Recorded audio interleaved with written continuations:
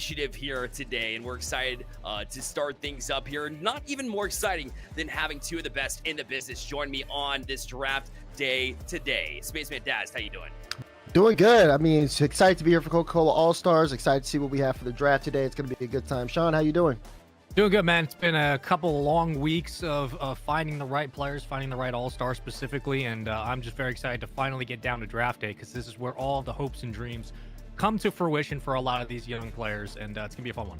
Second iteration of the Stay Plugged In Coca-Cola All-Stars this year, and we're excited to bring it back. And in case you don't know and haven't watched it last year, let's take a look at the details. Let's take a look at the overview of Draft Day and of Coca-Cola All-Stars in general, starting off with the nomination period. Open up to juniors and seniors in high school who compete in Rocket League and Valorant. And of course, they went through a strenuous process to get there, including a selection process where the judges were able to select some of these players to become Coca-Cola All-Stars, which is pretty cool. Here, Spaceman, 40 students get this honor. Yeah, man, this was, I think, I like the way you put that, like a strenuous process, because it takes a lot to not only be nominating yourself and then accepted as an all-star, but our judges were basing this on in-game performance and out-of-game qualities, which we'll jump into later in the program. And that's what we highlighted in a lot of our videos that I know Daz and I sent out on social media was if you nominate yourself as an all-star, you have to focus on both the in-game mechanics, of course, but also what you bring to the table that coaches are going to be looking at specifically. We had 40 students that were named all-stars across Rocket League and Valorant, and for two big esports that are dominating high school esports and moving into collegiate, this was the best possible opportunity for young all-stars to get their chance to work under a brand like Coca-Cola and to get a chance to meet some collegiate influencers. And Daz, that's what this is all about. Yeah, exactly. That's what it's all about today. Draft day. Of course, collegiate esports leaders get to draft their teams, but again, they got to connect with them with recruiting day. Just being able to have that dialogue and being able to speak for each other and seeing that connection will really help the committee be able to make the proper selections here on the draft. Of course, on All-Star Weekend, All-Stars are competing for $20,000 in scholarship prizes, but everyone's a winner here with $250 and a care package guaranteed for every All-Star. Now, let me tell you, that care package, I got a look at, and it's incredible what these students are able to receive here by being an All-Star. Here's a little bit of extra stuff that they were able to receive as well. The All-Star title alone, I mean, being able to call yourself one of 40 high school students in Rocket League and Valorant to be a top level in-game and out, pretty special in its own rights. We talked about the care package, up to $1,000 over the course of this weekend, All-Star Weekend next weekend. That's $1,000 per player will go a long way at the collegiate scene. And of course, a chance to win the Brightspeed Bright Futures golden ticket. We saw it a little bit last year as well, guys. Two winners last year received a college tour paid for and funded by, of course, Stay Plugged In. $1,000 up to for that college tour. So you get your experience to step on campus, check it out and say, hey, is this a college that I want to live on for 4 years, right? Is this a space that I want to be at? Plus $1,000 in pocket for $1,000 scholarship, still walking in a little bit of extra money. And in fact, we got to hear from one of the golden ticket winners from last year. Leone on the Valorant side put together this video himself, which is pretty cool. You guys got to check this out. Excited for my first ever college visit. We're leaving straight from New York to Detroit to check out Siena Heights University and their esports program. Getting connected with Stay Plugged In has been such a blessing for me as a person and as a player. Getting to meet so many collegiate coaches, teammates, and players has been really an amazing experience. And the All-Star event last year really helped me take my next step into the collegiate scene, and the really nice surprise of winning that golden ticket allowed me to visit Siena Heights, which I wouldn't have been able to otherwise, and just getting to see what's going on behind the scenes and in person as well. How's it going, everybody?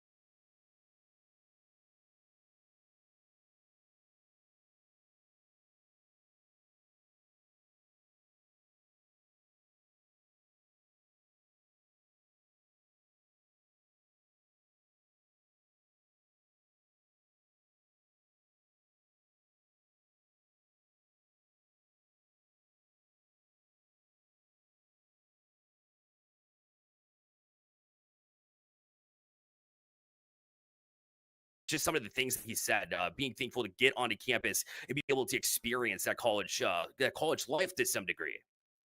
Yeah, yeah, and of course, being able to get there, it's going to be very big. Clearly, he had a lot of aura there in the video. Probably was like a lot for some people to take in and watch. But I was really Mm. excited to see his whole experience and just to see the fact that he was able to be on tour, get that campus level experience. I think that'll go a long way for him. Oh, it certainly will. And speaking of community, Coca-Cola has done a great job of that. Not only here with All Stars, obviously, as you see in front of you right now, but Stay Plugged In partnered with Coca-Cola back in July 2022. And since then, they've been a big supporter of the mission of Stay Plugged In to provide as many opportunities for students as they possibly can. They've been absolutely excellent in online events, recruiting events, right? The live events that we run as well with Stay Plugged In. And so getting to allow these students opportunities to connect at the college fair, for example, which is part of this All-Star experience.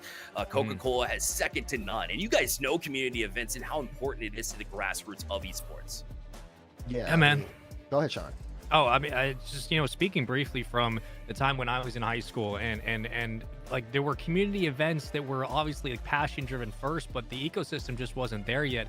And, our biggest worry was how are we going to drive all the way to like New Jersey to go, sleep in a motel and just make sure that we can do the event off passion alone. This is a very different situation in modern day esports where we have brands like Coca-Cola who are throwing these types of partnerships, these types of opportunities for all stars to not only nominate themselves, to get themselves off of ground zero, to be recognized by some of the biggest players in esports, but then also have a pipeline to collegiate level, to maybe professional level. So this is as someone who's seen this evolution, I know Daz can speak to it as well, this is just like we're taking away all the guardrails that used to be there, all the worries that used to be there for people making their name from their own hard work, and we're giving them an opportunity to focus that hard work onto actually competing and being a brand ambassador, and that's what it's all about.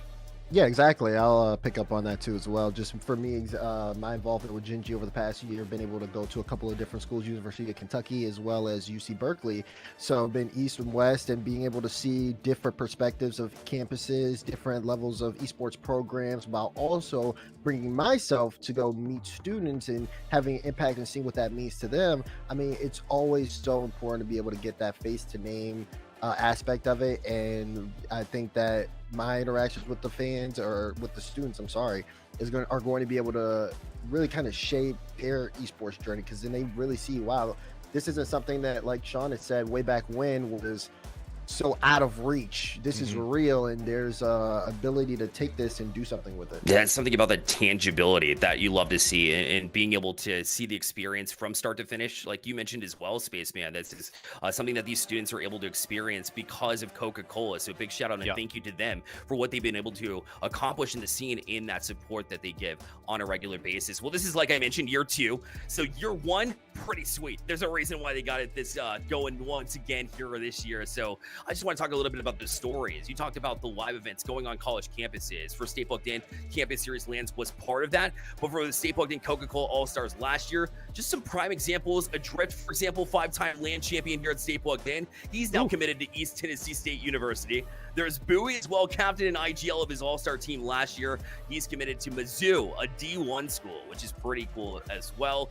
We had an example of a commit from the Golden Ticket that we mentioned earlier, who's actually committed to Bruton Parker College as well, as part of this program. And they're pretty stacked as far as Valorant and Rocket League goes, guys. Yeah, and that's pretty important too, because some of these were universities, like you said, Mizzou, Bruton Parker, all of them we've seen in the collegiate Rocket League space before. We've seen compete at a high level. So being able to have, especially that connection from all stars all the way into collegiate leagues, I think is very, very important. So it's good to see not only that inaugural season be so successful, but also continue on this year. All right, well, let's go ahead and get into it. I want to hear your favorite storylines along the way, because coming up here is going to be the draft in just a bit. So we have these players. Each have a unique story too, which is something that I love, right? They have a background.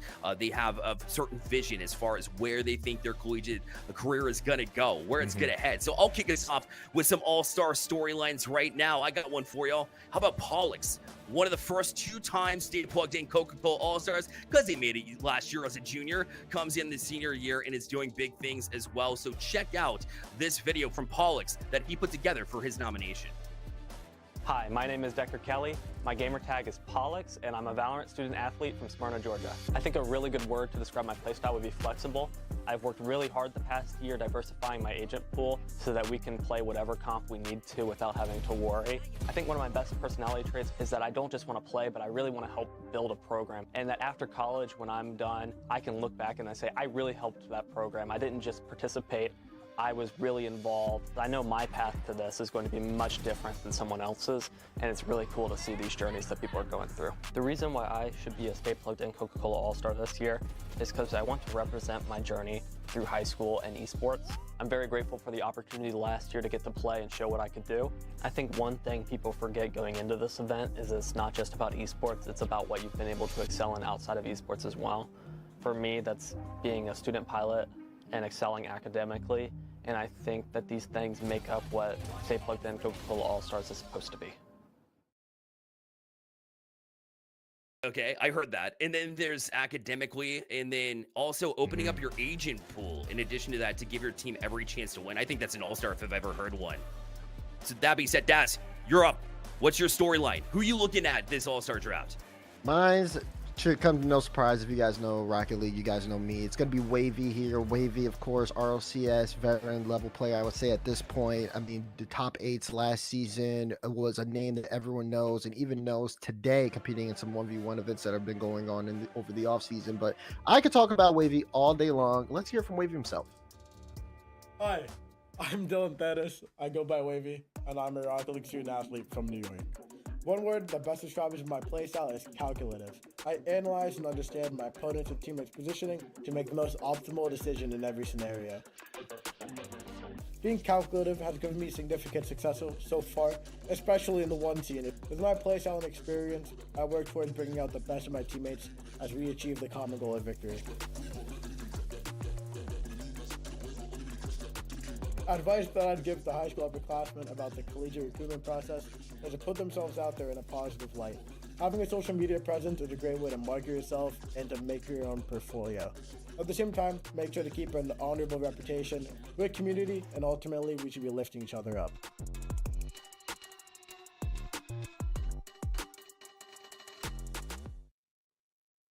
Okay, I see it, Daz. I get it. A pro player, pro level player. You got #1 in A for ones.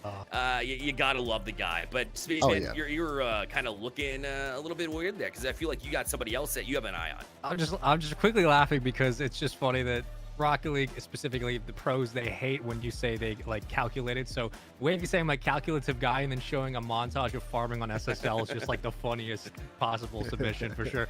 But listen, as good as Wavy is, we knew he's gonna be one of the higher picks in this draft. I gotta be honest. I'm looking at Phoebes, and here's why. He's an Arizona native, specifically. Shout out Corelli. Arizona's been a big booming ground for Rocket League talent, but also he's the captain of his high school esports team, and he has leadership qualities that really matter to me, and I think they're going to matter to the coaches as well. And not only that, he's an MVP. So without further ado, let's listen to the MVP himself. Hi, my name is Justin Foster. I go by Phoebes. I'm a Rocket League student athlete from Gilbert, Arizona.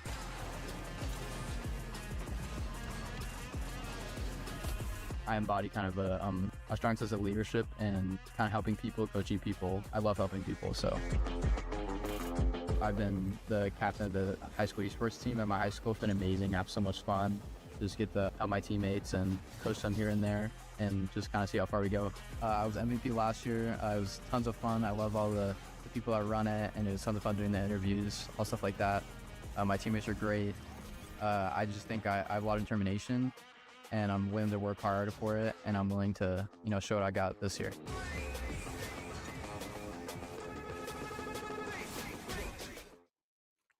One of the biggest, coolest surprises of last year was it wasn't Wavy that got MVP. It wasn't S5 Cosmic that got MVP, right. which you would expect, right? Guess who it was? That's yeah, right. and Spaceman, I get it. I don't, not to feed your ego more than it already is, but listen. Please don't. Please don't. But I will say that Phoebes was excellent last year. I got to see him firsthand. I got to cast his games there, and in the finals, he truly was the difference maker there. So I guess it's a good story. I'll give it to you.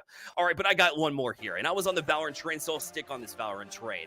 I want to hear from Mooki, because Mooki, another two-time All-Star, comes in. He's played with the likes of Bowie. He's played with the likes of Leone, who we've also seen a little bit from this pre-show. So let's go ahead and see what he put in as a submission here for All-Stars.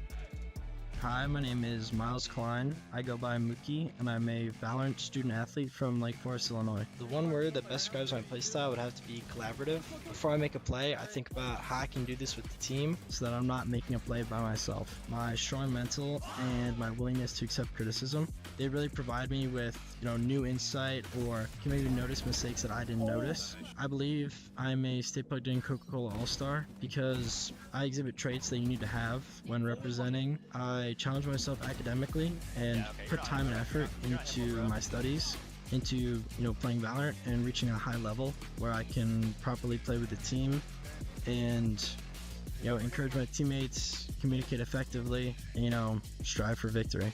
Mooki, get him off, Mooki. Crispy with it. I mean, that guy is that's something else. Mooki is somebody I'm keeping an eye on the Valorant side. Once we get to that point, I can't wait to see where he falls because one of these coaches is about to be extremely happy.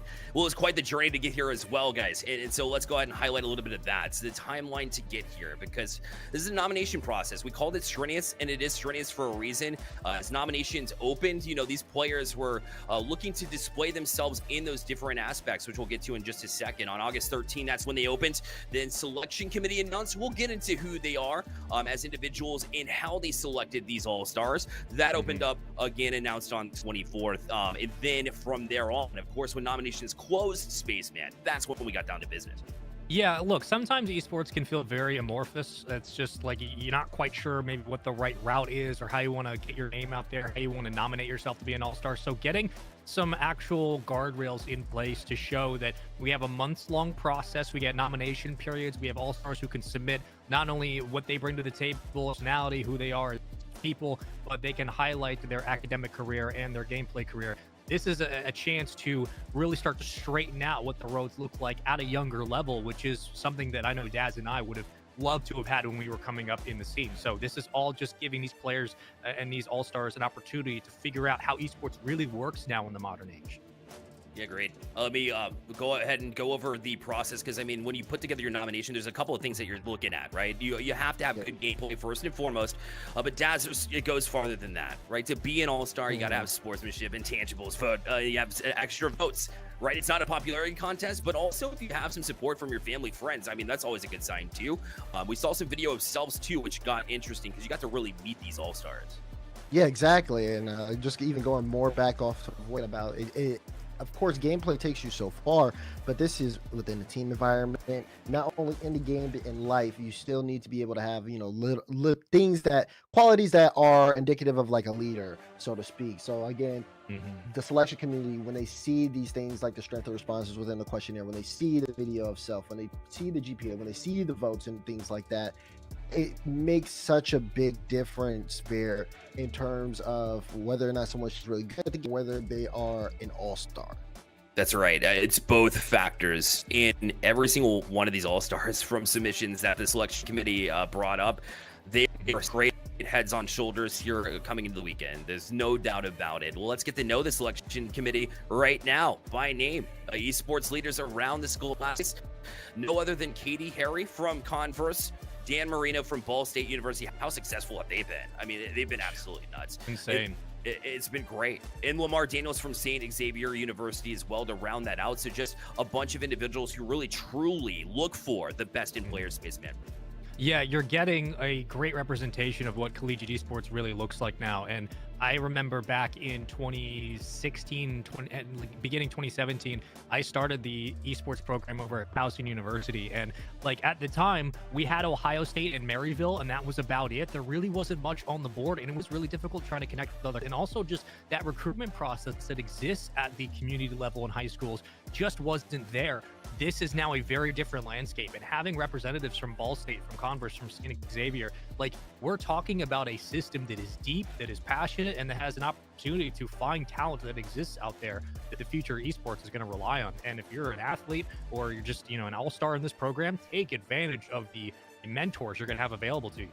Exactly. And it was so difficult to become an all-star because, I mean, these are three brilliant minds in that collegiate state. We had the selection committee members as well from our part in addition to that. So from Coca-Cola, Lindsay from Coca-Cola has been great in supporting the unit, just like we covered a little bit earlier. An absolute fantastic job to allow us to find the All-Stars might be, as well as Brian Littleton from Brightspeed. Of course, we talked about Brightspeed, Bright Future, and what they're able to bring to the table here as well. Those two great voices in who we chose as All-Stars. I mean, if you're going to find leaders of tomorrow, who better to do that as than individuals who are leading their own companies in the effort to help esports?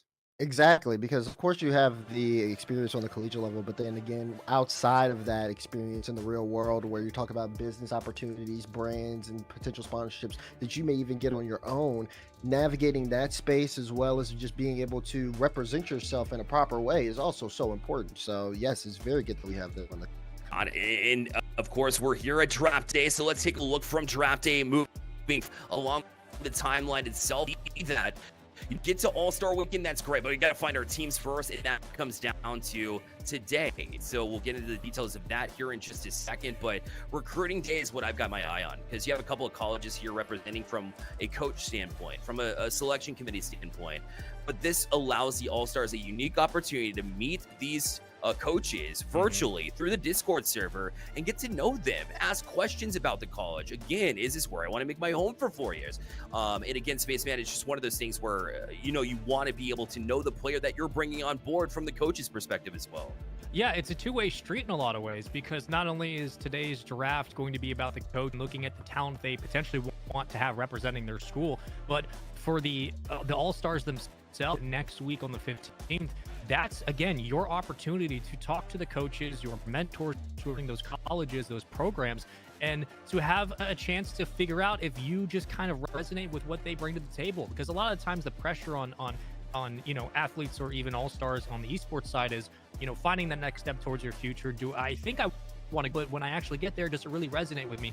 That's all part of this process, is figuring out where they want to go. So that's why we keep yelling from the mountaintops, like, hey, take advantage of everything they bring to the table, because we are trying to make this process as seamless as possible so that you can bring the best that you got in the game, and then the coaches can find the best that they need for their program. That's right. After recruiting day, of course, we head to that All-Star Weekend as well, which is exciting. That's next, by the way, Saturday, Sunday. We'll bring up the details of that and just being able to compete, like we mentioned, for a little bit of extra scholarship money, up to $1,000 per player. Daz, what are you spending that $1,000 on should you get that prize as a student? Oh God, I'm like the worst person to ask this question. Man, I guess it depends on what you got, because I feel like I would probably try to upgrade my setup as much as possible. Well, yep. I'm so irresponsible. Oh man, because yeah, either that or food.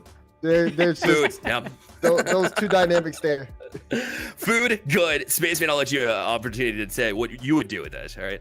I live vicariously through my past, so if it was back in the day and I had like $1,000, I mean, obviously it was like there was a debate over, do you get a headset first, do you get a monitor first? I think with the technology being so approachable these days, I take some of those funds, and if I'm a student all-star, I'm putting that away, and I'm using that to help me travel to a local event. I'm using that to help me get out there and compete in circuits, because again, that is still an invaluable part of growing your esports brand, and specifically your resume, just for the future if you want to become a pro. So take some of that money, use it for college if you need to, get a new setup if you'd like, get some cool peripheries, but take some of that cash and go compete in the locals that exist in your area, because that's where you make a lot of your ground game as a player. Fantastic take, but also to give Daz some credit there, food is part of that process too, to go and visit these schools and get yourself some exposure, get out the lunch to be hall. honest. Go get some real food. All right, let's get down. Let's get down to business. Of course, we want to go ahead and check out the program changes. Well, obviously, we're always improving here at Stay Plugged In and the Coca-Cola All-Stars. So I want to highlight some of the changes that we have coming in.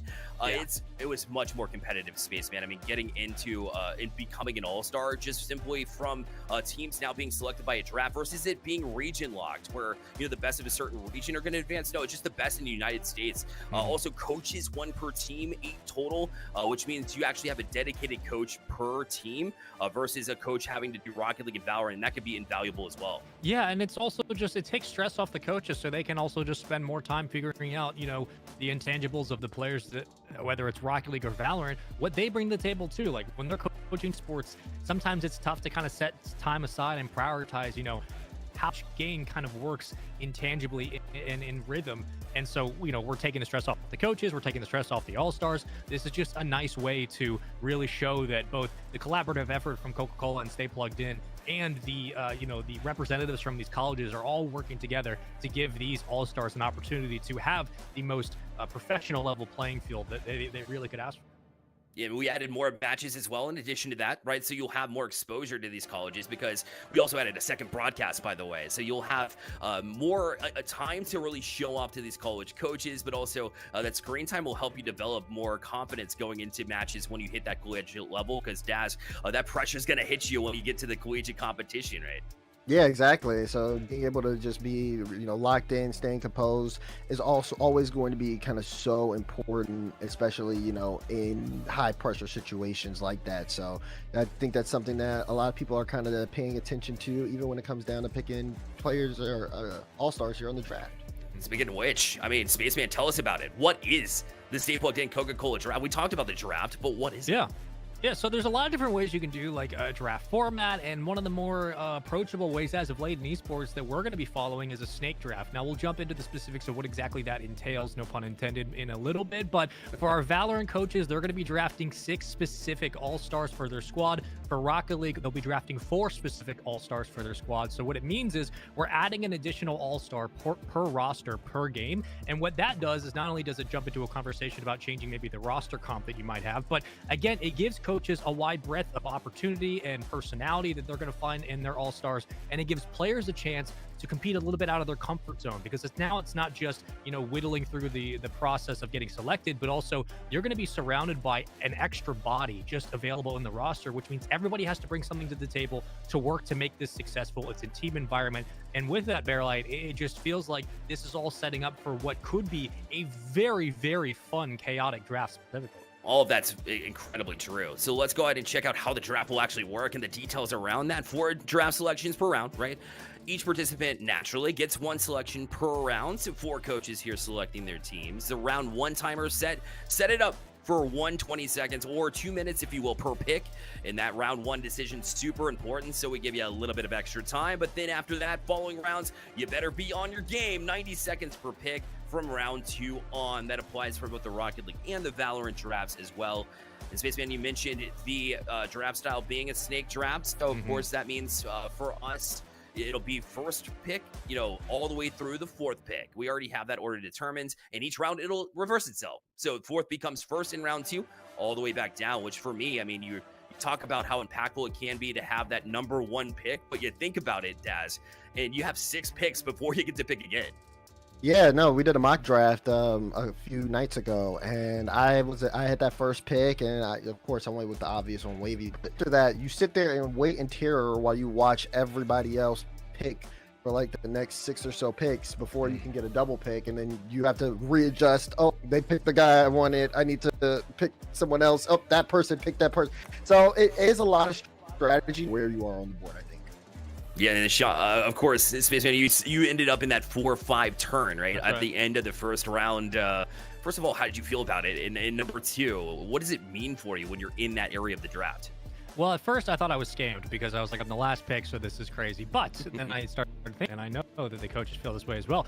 Look, the best positions I believe to be in are number 1 overall pick and then 4th in that first row. Because if you're the last pick of the first round, you get to go double up. You get to pick 2 players, 2 all-stars. They're going to round out your roster, and you kind of get to set the tone for how the rest of the draft goes.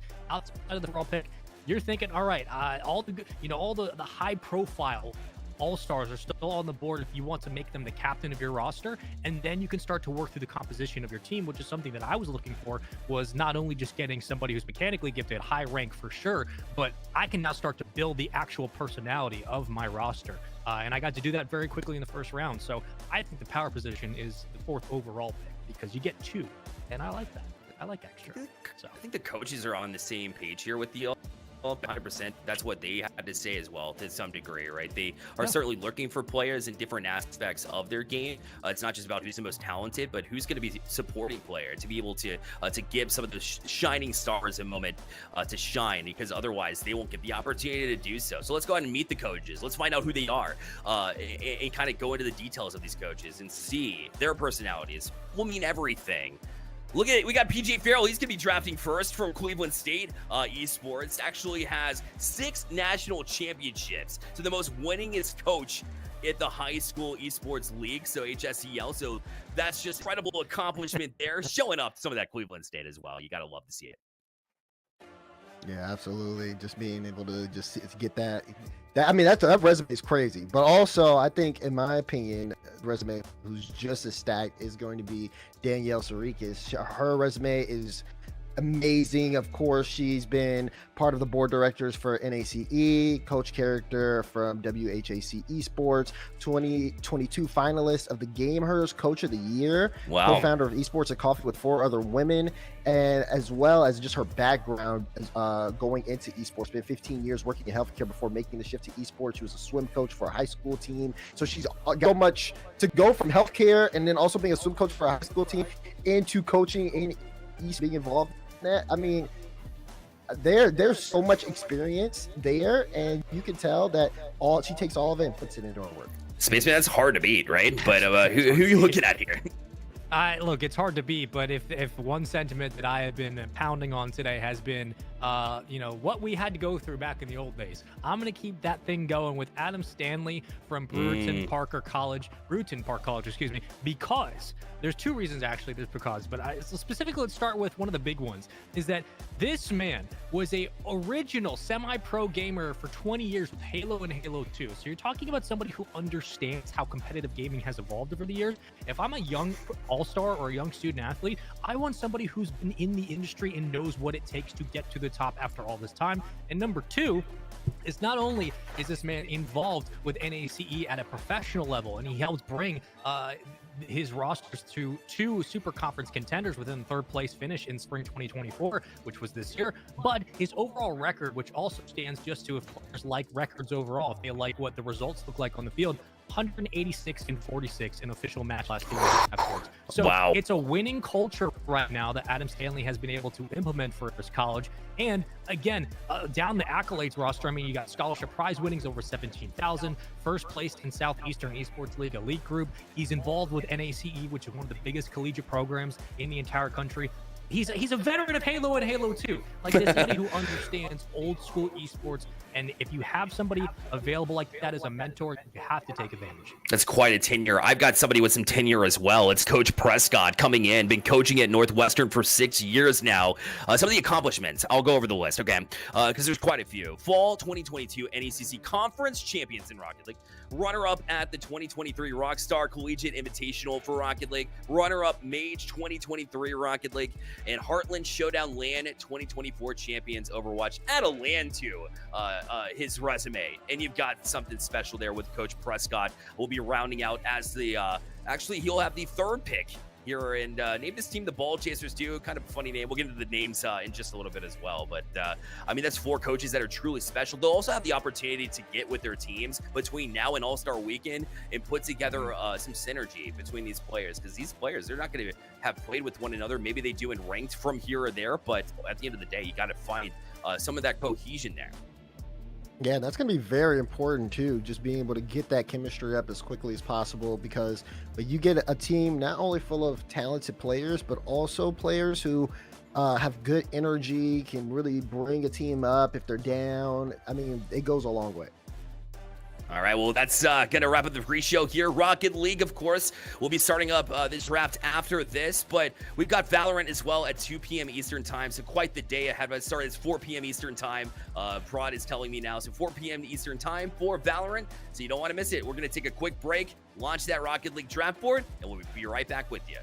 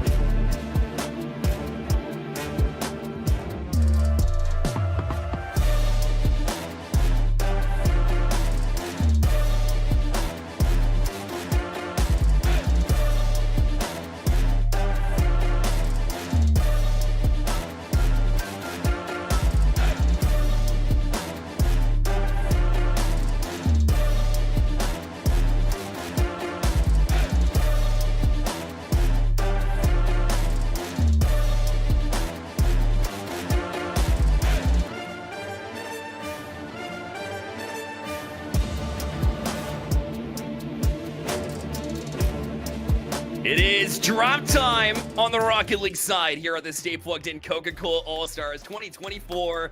Let's get it. I'm excited. Before we do get into the draft board and get the coaches going, and hear from them, get their picks, I do want to hear, at the end of the day, I want you all to put yourselves in their shoes. What would you be looking for in an All-Star? Daz, I'll start with you. What are some of the qualities you eyeball? I mean, of course, if you're looking at competitive Rocket League, you're looking for a player who's really well-rounded, who can do many things on the field. First thing a lot of people look at is mechanics, but there's more to things than just mechanics. There's more to things being able to do double flip resets. Now they help, but there's more, a little bit more to that. Being, smart decision making, when to challenge the ball, when to go for bumps, when to take the other opponent's boost, communication with your teammates, and that's just all any game. I mean, there's stuff even at a game like attitude, Sean, that make a big impact too. Yeah, attitude is one of the big highlights for me. It's just how do you adapt to different personalities within the organization, within the roster. If I'm a coach and I'm coming in, like Daz said, you can look at the mechanics, you can look at the skill rating, and that all matters. But also, you're building a group of all-stars that need to be able to not only work in the same environment, but need to be able to learn from each other, need to be able to criticize without being critical, need to be able to pull each other up when things go bad. There have been many times where professional rosters in esports have survived through bad periods because of their attitudes towards each other, and winning only fixes so much. So I'm looking specifically, if I'm a coach, I'm looking specifically at being able to build a roster that has a really good attitude for learning, for improving, and when things go wrong, being able to take that in stride and to really enjoy losing in certain ways because it helps you get better. And attitude really goes a long way for a lot of people. Man, I mean, that's 100% from start to finish exactly what an all-star means. So that's 100% accurate. But did you feel the same way whenever we did the mock draft? Because I know you two were a part of it. We got some highlights as not only Daz and Spaceman, but a couple others on the talent team put together their teams for the Rocket League All-Stars. Let's see how they put theirs together. Of course, I'm going to take Wavy. This is the most obvious pick, I think. Great 1v1 player. Of course, he also was in the RLCS playing under TSM. Just fantastic all around. Can't go wrong with tapping RLCS level talent. There's one available on the board. So give me Wavy. Thank you. Well, GG. That's your champion right there. That was cool. Nice No, I don't here. believe. I'm not going to take that lemon kiwi. I don't believe in that. Listen, I did my research. I looked at the stats. I went down the line. We all knew Wavy was going to Daz. There was no question about it. Give me Phoebes, and here's why. He's an SSL in 2s, Grand Champ in 3s, so just in terms of disparity skill-wise, pretty good floor, high ceiling. He's the captain of his high school esports team, so I really appreciate leadership. I appreciate the fact that he's clearly like an IGL. He takes that role on seriously. Holding the captain's badge is a big deal. The fact that he's already been so committed in a lot of these kinds of events and shown that he can be a Coca-Cola All-Star with an MVP title in the finals, I'm just saying, man.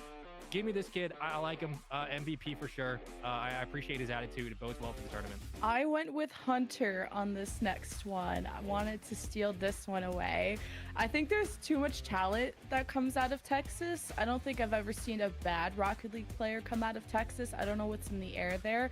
Hunter plays also every sport under the sun, and he does charity. So as long as he doesn't give up goals, I think my team will be solid. So I'm going with Hunter. I'm actually going with Rocket because they snuck in the most sly little bit of extra information in their awesome video. They actually just sounded so reserved, but he was like, yeah, and I've got a 4.0 GPA. I'm actually the front runner for valedictorian in my class. I'm like, what? Oh my, okay, cool. Yeah, I need a valedictorian on my team because Nick DeVitt has a 3.69.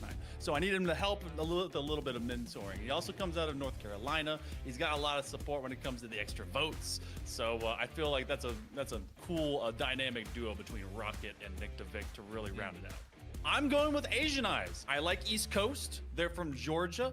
They actually talked about in their introduction that they have been really focusing with their mentor. They shouted out DJ TJ, who's actually the lead director for the Bulldog esports group over there. Yeah, I'm not getting the double SSL. I'm not getting the Daz guaranteed win with Wavy, but I feel like this is gonna be a nice kind of three set of players that really just creates a fun experience for it. And Asian Eyes has been doing the work So, I just like what they bring to the table.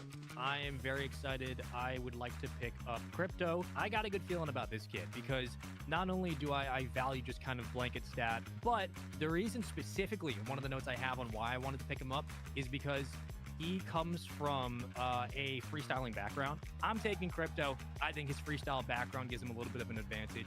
And the fact that he's so passionate about it might come into effect in some of these tournaments and some of these games, I should say specifically. I'm going to go with Jujui. He made a big note about the fact that last year he focused on all of his studies. But this year, he's been doing crazy things. Just putting in the hours, putting in himself into all of the extra tournaments. So I love what Jujui brings to the table. They also actively create montages of like what they do, and they have some great beats that go with them, and they got a 4.0 GPA. I have the smartest team. I came in knowing that I couldn't just get a roster of people. I needed a team.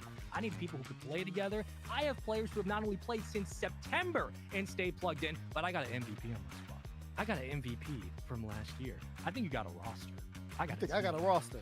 That's right. You think I got a roster? You know what you don't got? You don't got Wavy, Sean. You don't got Wavy. That's true. Okay? Case in point. I got Wavy.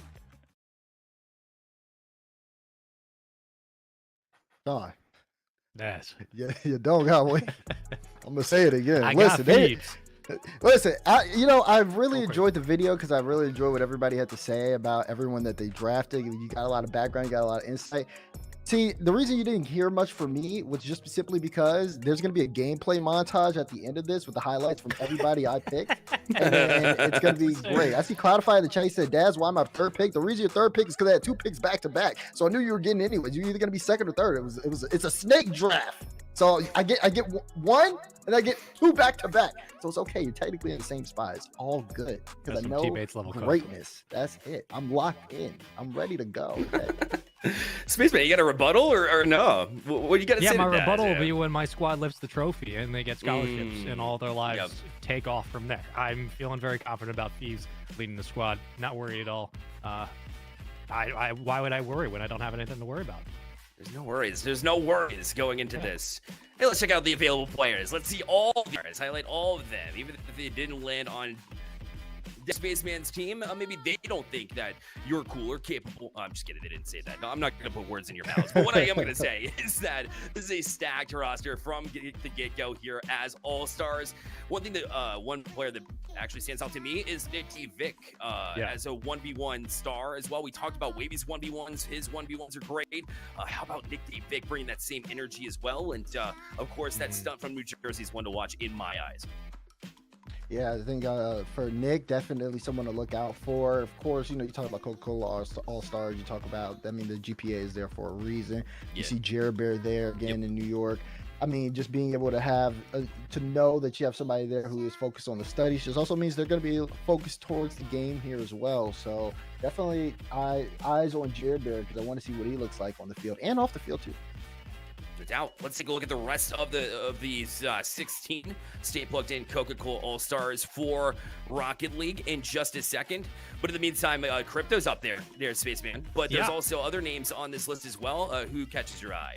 Yeah, I mean, Crypto, I had X-Sync. Actually, I picked up that All-Star at the end near my roster because, again, in his pre they sent over to us, he was talking about how he's very adaptable and playing on offense when his team's playing on defense and vice versa. He knows his role and kind of where to make an impact on the game. And I think that having that mentality, it can carry you to a certain length. And obviously you want to build up your mechanics. You want to build up more of the quantitative part of your game. But if I'm a coach and I got a person like X-Sync who is that part of his game plan where he's like, I just want to be able to do my job and support my teammates, that's invaluable. And that's something that's going to be worth looking into today. Yeah, it's all Jerbury rather, and then Mercy is somebody that I'm keeping an eye on as well. I think that he's got some valuable upside that maybe will take him to the next level and maybe surprise us along the way. But we'll have to check it and find out here too as we look into the rest of the rosters. We're hoping to bring up the other 8 for the Rocket League side. We'll keep you updated on that. In the meantime, of course, we have the draft board and we get going here momentarily. So just okay, let's bring them up. Broad says, let's go for it. So I'm on board with it. Let's check them out first.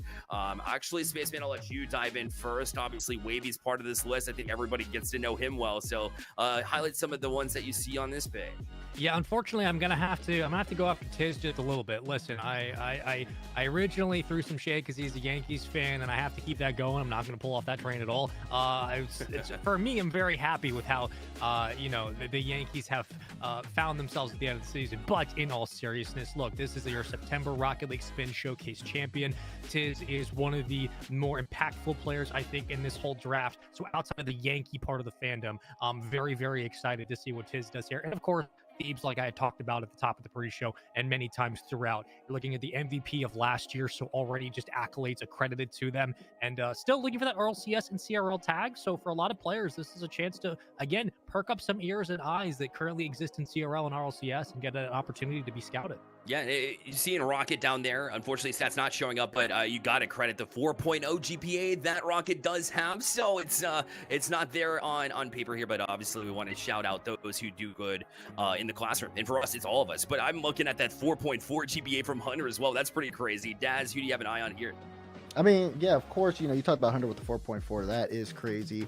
I think Cloud as well, him being from Illinois. I'm from Illinois as well. But also just knowing that, the reason he wants to be a Coca-Cola All-Star is just because of his dedication to growth as both a player and a teammate, and just how much he pushes himself in his mental and mechanical performance through just replay reviews, training, meditation, things that make him are able to stay calm under pressure.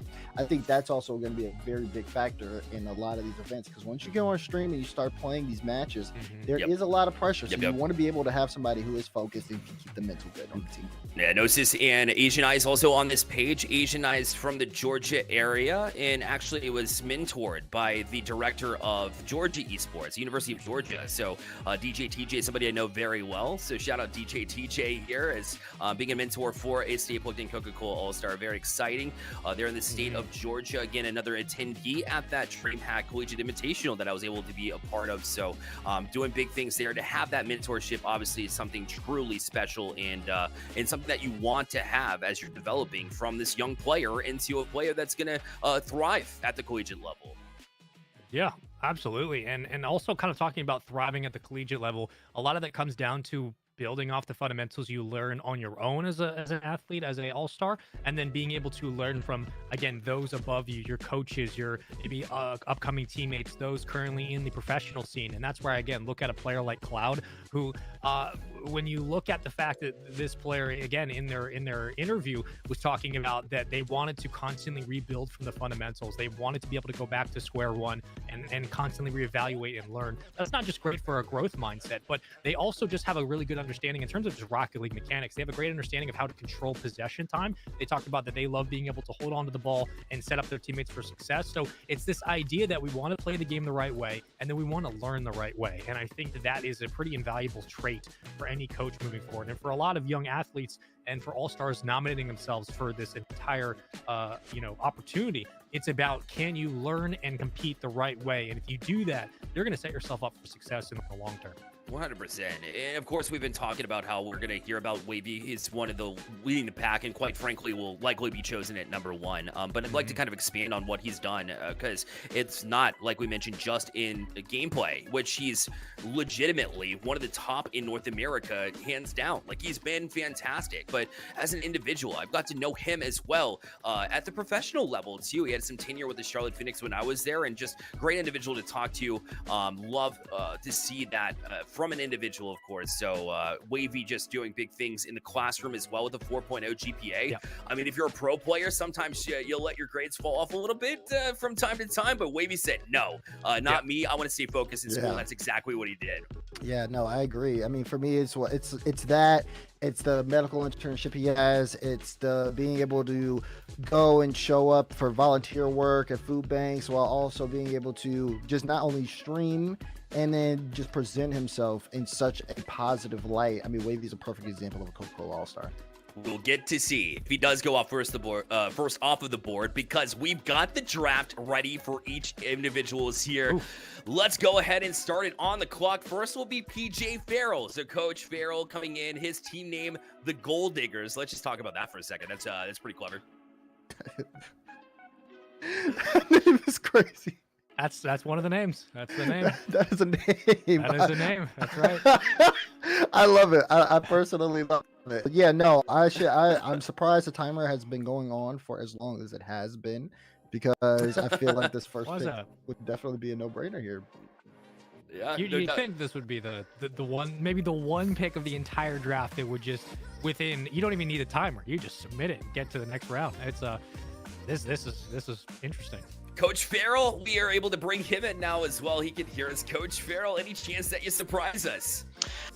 As you guys have been saying since the beginning, there's really just one pick that kind of just stood out above the rest. We have some great people here, but I will be going with Wavy as my #1 pick.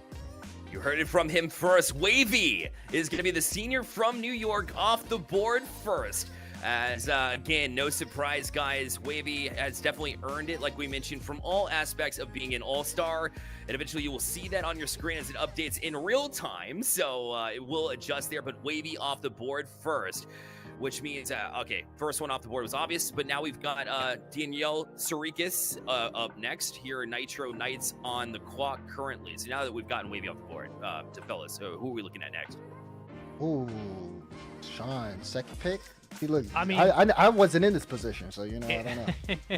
It really depends. I think it entirely depends on what the coaches are valuing, and specifically who have they been looking at. Because if they haven't been if they haven't been keeping too close of an eye on things like Salt and Mine that Johnny Boy's currently running in terms of that series, like Nick DeVic is maybe one of the biggest names along with Mercy that I would think just off of pure raw talent alone, which is usually what I was the like, draft just waiting for them to say it. Nick DeVic is one of those, like, he's top 4 in terms of draft order. You would probably want to pick him up. I would be shocked, legitimately shocked, if Nick DeVic does not get picked up in the first round, specifically because of the prowess he's shown in ones against a player like KV1, who's maybe the fastest in the world on any given ones day. So with him, Roas, and in other instances. So it's like it depends on what the coaches have been looking at, but I think Nick DeVic is up there for sure. Kind of crazy to hear you kind of gravitate away from the MVP pick of Phoebes. I get it. You got he dropped to number 4, but now you don't want him. But I'm not every coach. I'm just saying it depends on what the coaches have been looking at, because I'll give it to you straight or I'll give it to you real. My real pick is Phoebes. But straight, Nick DeVic, I'll be honest, right? Daz, who's your real pick here in this situation? Obviously, Wavy off the board. Who are you thinking? Because there's a Tiz, there's Jared Bear as well, and Mercy in my eyes that could also make a shift forward. But I'm just kind of curious as far as who you got in mind. I mean, my second pick, when it came all the way back around to me, which I thought I was actually lucky to get, was Mercy. I do feel like Mercy was a very solid player. Saw that they want to push themselves to improve and ability. So that was mine, but we've got to pick. We've got to pick in. So let's just get to it. Let's check it out. We'll go to the draft board and we'll see it update in real time as well. But we're hearing word from production now that it'll be Mercy. So indeed it is Mercy coming off the board next. That is incredible that we see a jump in these players up the board, and Mercy definitely earned it as of course, the senior from Texas. Yeah, I mean, this is a big pick. Like, look, if we're talking just raw skill, which again is usually like one of the first barriers that a lot of coaches are going to look at, you're talking about a player that's SSL in 2s and 3s. So there's been some drop off in other players in terms of their rank. You go from like Grand Champ 3 to SSL, and you can bounce between that in 2s and 3s. No, Mercy across the board, highest rank in the game, specifically within the top 100 of players worldwide in 2s, which is really, really important, because again, it just shows that a player understands fundamentals and they understand how to make their mechanics work in open space. And Mercy's kind of hovering right behind Sosa on the leaderboards, which, if you know anything about Rocket League, that's a very good position to be in for sure. Yeah, top 2s and 3s SSL, that's a huge pickup, because it's just, look, rank matters at the end. SSL is nothing to sneeze at. Yeah, Daz, you mentioned that Mercy might jump. So agree with Sean. Do you have any other points as to why you thought he might make that jump that he actually did? Yeah, I mean, I'm very surprised second pick, but I think you see the clips that he was able to put on as well. The clips were really solid out of him, but also just I think the environment, talking about teamwork, resilience. When you're playing Rocket League at a high level, you need that. Mercy definitely has the ranks with 2 SSL ranks in 3s and 2s, but also just being able to keep that mental good. I mean, that's actually a pretty big factor here.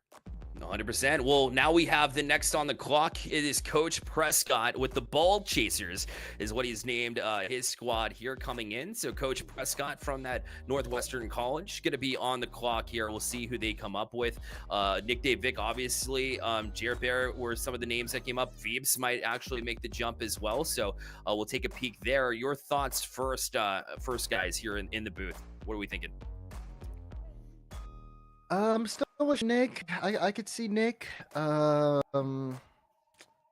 Tiz looks pretty reasonable. I'm going recency bias if I'm outside of Wavy and Mercy. I think if it's like if you're going recency wise, like you got to go Phoebes or Nick Davick, I think, in this spot, because again, Phoebes, who MVP of last year, you're talking about players who have already had repetition as of back in September in some earlier tournaments, and like we just hit on previously with Nick Davick, SSL again, like Mercy in 2s and 3s with a really good performance. Didn't quite qualify through uppers of Johnny Boy Salt Mine, but still took a series off KV1, which is no small feat at all, and they made it through a chunk of that upper bracket. This is going to be a very interesting third pick in the first round. It certainly is, and we actually have the pick in, as you saw on your screen, and it was none of the above, guys. We have what? Rocket. Rocket is off the board next at number 3. Interesting. Didn't expect that. And that's not on Rocket. That's just okay. Like, I like where this draft's going, because it shows that there's a different perspective and a different interest from all of our coaches on how they want to form this roster. I said it in our mock draft, and I'll say it again. You can get a roster, you can get a team, and it's how you want to build it. You got to make a team of players and not just put names together on a board. This is an interesting situation. I think I feel like we're too gameplay focused here. I think that's our issue. I think we're sitting and we're looking at we're too competitive, because you look at Rocket and you look at what Rocket can bring to the table: varsity soccer for school, club soccer, production team volunteer, who has production experience, technical director for school theater, Trail Life USA Scouts. Like, that's just that alone, the range here is huge. And I think, of course there is the competition aspect of it, but Rocket is someone who can into so many different parts of not just college and life, everything. And I think being able to bring someone in to speak to on that level is huge. Yeah. That kind of quickly speaks to, again, this part of being an esports athlete, and specifically an all-star, like most of all. It's no longer just you're really good at the game and that's your brand. Your brand has to be who you are as a person and kind of what you do on and off the field. That's where esports is going. That's where competition is going for a lot of influencers as well. And we'll see what comes up next. Yeah, we have Adam Stanley on the clock next, and Nick Dave Vick is going to go off the board here. So, I mean, that feels like a steal here at number 4 to some degree. Obviously, in my personal rankings, I'll be honest, I had him as number 2, so to see him fall to number 4 has got to feel pretty good for Adam Stanley there, guys. Yeah, and not only that, he gets back-to-back picks here as well, too. So, I mean, picking up Nick is good, and you look at the rest of the board, and you really can just play with whatever you really want to fit your roster here. So, definitely a strong pick with Nick. I mean, we've talked about him so much. Sean, definitely. So, I'm really interested to see what the actual follow-up is, because after this, Coach Stanley will not get another pick until pick 12, and where he ends up filling out the roster. So you got to go for pretty high value on those two. I mean, Sean knows from experience. Yeah, this is the time to set the state of the board for sure. And when you look at back with Mercy in the second overall, you got Rocket from Coach Prescott. I'm curious what Adam Stanley is going to kind of round out Nick Davick with, this back-to-back pick. How are you going to set the tone for the rest of the draft here? It's an interesting spot to be in, because now we're kind of out of the range of just like pure SSL and 2s and where are they going to go? Where will you go with your composition from here on out? And what do you value in your squad, whether it's intangible or not? That's right. And right now, Adam Stanley has the opportunity to double up on individuals who, of course, are going to have that skill level to put together that 1-2 punch, if you will, is something that's unique to this 4-5 spot. They're certainly looking for those aspects and looking for somebody to pair with, somebody who can create space like Nick Dave Vic. We talked about the 1v1 abilities and what that means for your team to not have to rely on individuals across the pitch to be able to make a play for you. If you need it and have that open space, Nick Dave Vic going to be able to do that. But that being said, you have to have that support unit here, and Adam Stanley about to take their next pick as well. So should fill in here momentarily. We'll take a moment to look it through. So Nick Dave Vic here at this pick. I'm wondering if we can go. I'm gonna ask production here and see if we can go right now. I believe it might be Tiz the next pick. We're gonna confirm that. It's showing drafted on our board. But what I want to do, and it's Tiz. So Tiz is going to be confirmed off the board here. So that Yankees fan you're talking about, Spaceman, off that board. And here he goes. He wasn't able to win a championship with the Yankees, right? Or at least watch his team succeed. That's but right. He will be on a team with Nick Davick here for Adam Stanley. Look, it's a good pickup regardless of the Yankees affiliation or not. Look, your September Rocket League Spin Showcase champions, I talked about it in the mock draft just a bit, how having recent gameplay to show of both skill and just like competitive level for coaches coming in really matters. Being able to have some film as of late is important. And also just a player currently working within the system overall, working within Coca-Cola and stay plugged in. Tiz already has a September championship under his belt. It's not bad at all. And it's a really, I think, solid pickup to start the second round of the snake draft. But again, it just also leaves so many different opportunities on the table where all of a sudden this is a very different draft than what I expected.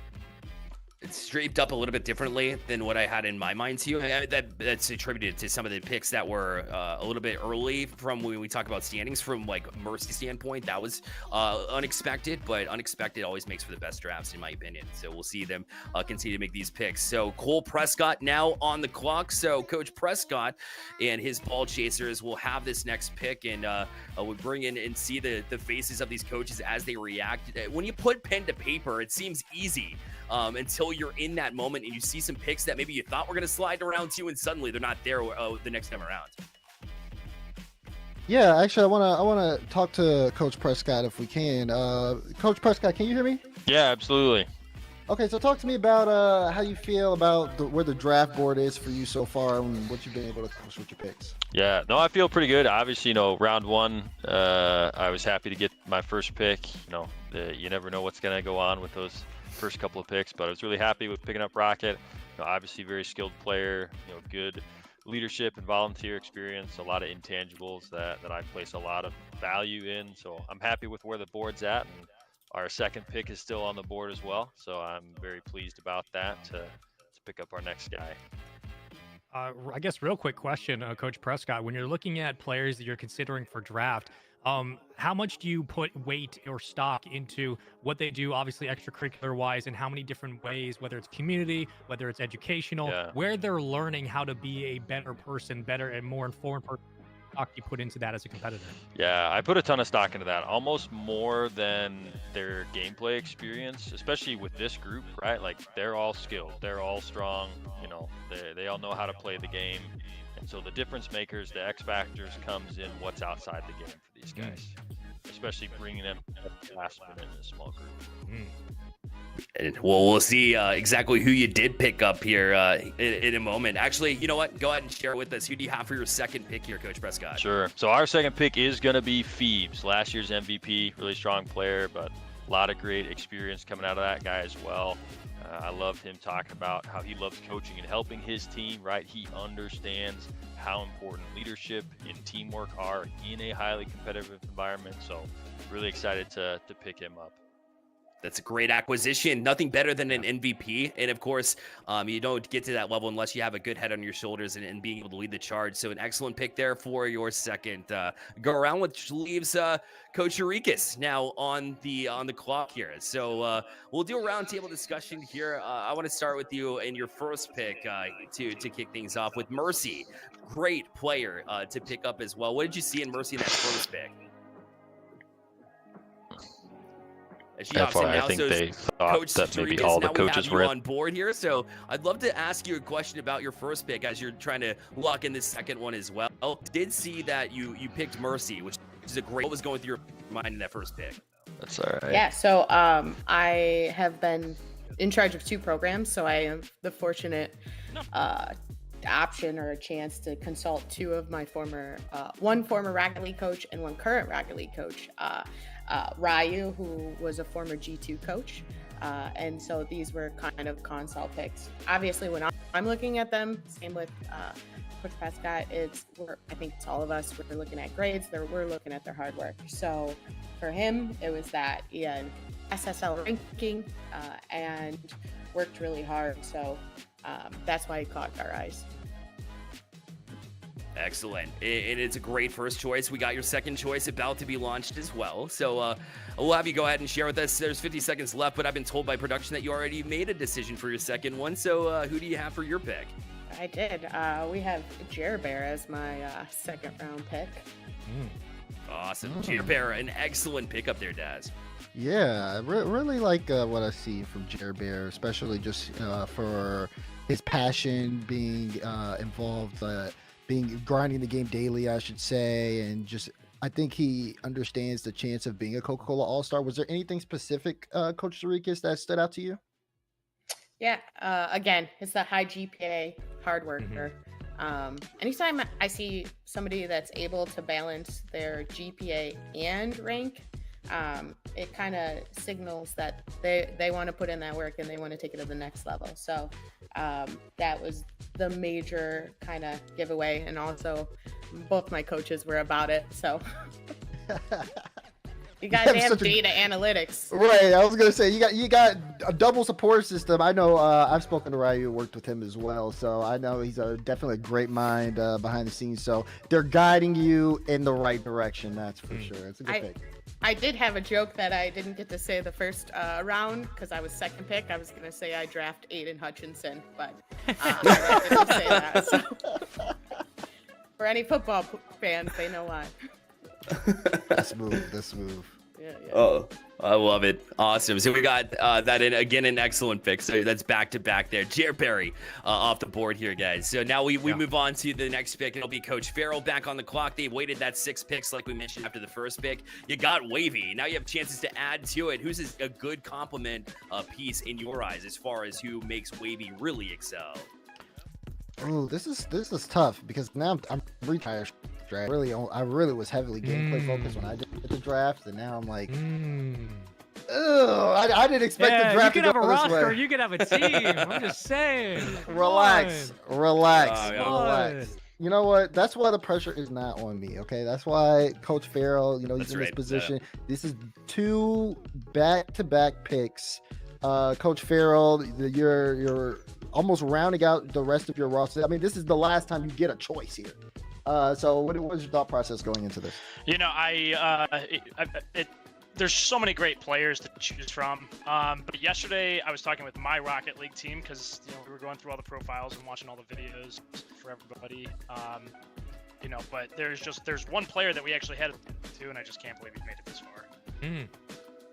So on that, before we kind of jump into the pick itself, on that, I know each school kind of has its own ethos and there's always things you're going to be looking for. But when you were sitting with your team, was that particulate of that player, that intangible, did it stick out like a sore thumb? Like that's the person who would work in this organization, that would work in this university? Yeah, absolutely. I mean, just like very calm demeanor, but also like just really great stats all around. And it's just also being from the Midwest. Without further I feel like I know where this is going. I feel like I know where this is going. What are you looking at? Where's the board? Oh, man. And now I got my eyes going up and down. It's like, who do we have? All right, so spare us some of the looking and searching. Who do you have for us, Coach Farrell? So for my number 2 pick, really easy pick for me. We're going to go with Cloud. Oh, I like that. I like that. Yep. Cloudify. This is so. Listen, I got to say this real quick. When we were thinking about what the potential options would be after Wavy, you're thinking about, again, a lot of the intangibles and how do you kind of build this roster. Look, Cloud not only talked about the fact that he likes to play very controlled, he clearly has an understanding of how important, like I said earlier, what possession means and how you can set up a player like Wavy, who oftentimes doesn't play wide. He plays a little bit like like in the slot. He's very good at being able to pick up like awkward rebounds. But specifically, he talked about building off fundamentals. He was so keen on being able to go back to square one and rebuild what he's already learned. And that's just a good work mindset that really, really works with a player like Wavy. So you can constantly learn more and more of those mechanics and more of those intangibles. Absolutely, and I think like the calm demeanor of them both, and just sounds like they're both going to be able to work together really well. So we're excited. Awesome. Well, listen, Coach Farrell, you're going to have a pick after this, but I did want to talk about Cloud because I do think it's a great pick as well. In addition, he had one of the highest star powers, which just to take into consideration what that is, it's gameplay, 75%, and then the rest is about those intangibles, about the extracurricular activities, community involvement, to have somebody at your school. I mean, how would you feel to pick somebody up like that to be an addition to your college specifically? Yeah, absolutely. I mean, it's really huge. Last year, our school actually won the Social Impact Award in our conference. And it was just a school that exemplified the most community service and like the best community service in your area. So we've done a lot with a lot of high schools and trying to start up programs here in Ohio. Since Ohio is just, it's kind of becoming like a big hub for high school esports. So we've been trying to help from the college level, just kind of build some of these different programs up. But adding him sounds like he'd be great working with some high school students in the area that we're hoping to continue to recruit and bring into our program. Excellent work. Well, we have you back on the clock, of course. You get the back-to-backs here at that #1 spot. One of the perks, I suppose. So who are you thinking for your next pick? Yeah, this one was actually really tough. But we had 2 or 3 different people that we thought would maybe make it to the 3rd round, and I know it was going to be a really important pick for us. So after kind of going through everything and again watching a lot of the videos, I know he's a junior, but we're going to go with Crypto. That's Crypto. Yeah, one of the 2 juniors here on the Rocket League side from Michigan, guys. Your thoughts? I mean, 2 Midwest players. I like it. Crypto, great addition, I think, with Cloud, and I feel like both Cloud and Wavy having an impact with Crypto, I think it'll go for a well-rounded team vibe, and I think it also will kind of have like a very big impact too, just from seeing the dynamic. Because I think, you talk about Wavy and Cloud, both with a lot of extracurriculars, and even though Crypto doesn't, I think just being able to be around them and seeing things could still have an impact, as well as, I mean, the gameplay kind of speaks for itself there. Does that kind of match your thought process, Coach Farrell? Yeah, absolutely. Just watching some of his skill and some of his ball play, and then just going back and looking at some of his stats and some of the people that he's played with, it looked like he's going to fit in really well with Cloud and Wavy. Yeah, this is a coach. I mean, I think this is a good pick. Just seeing his interview, like you can see that there's a passion, there's a confidence that kind of hides underneath their personality. But this is a player who specifically like focuses on freestyling, and they focus on organizations that like don't have that many followers. And what that tells me, as somebody who's been in the space a long time, is if they're following a style of gameplay that is not is maybe not as popular as others would like, that means there's just a passion there that they really have that they want to focus on. So focusing on freestyling, focusing on they're following what they know to be their true style. I think that having somebody that direct, you can really hone that into a really powerful, committed player. And I'm curious if that's kind of what you're looking at, is just, recognizing a player that has a talent, they know they're good at it, and they want to focus on that and follow that as long as possible. Yeah, absolutely. And I mean, just looking back at everything, I just feel like he's just really underrated. So I think we're kind of getting a little bit of a steal pick. Couldn't agree more. I agree. Nah, boom, boom, boom, boom. Damn. Great choices, of course. PJ Farrell, thank you again, and we'll see you for your last pick in just a bit. So we appreciate you joining us, which means that we now have Coach Sarikis back on the clock here momentarily. But those back-to-backs, pretty good pickup. Yeah, I kind of like Coach Farrell. I kind of like Coach Farrell. He's got a well-rounded roster. The roster's super well-rounded. I mean, again, he will not be able to choose the last pick there, so you got to go big. Yeah. I think the thought process into everything was very sound and very balanced as well. So, Coach Farrell. Everybody's doing their job with how kind of unpredictable some of these rounds have been so far. I think everybody's like managing the board state, if we will, pretty well. It just, you're getting the picks you maybe are working with, but also now that we bring in our next coach, Coach Sarikis, because of how these picks have gone, are you able to stick to the same game plan of we want to build off of a lot of those extracurriculars and intangibles they were looking for? Have you had to make any big adjustments to your game plan? How are you feeling so far?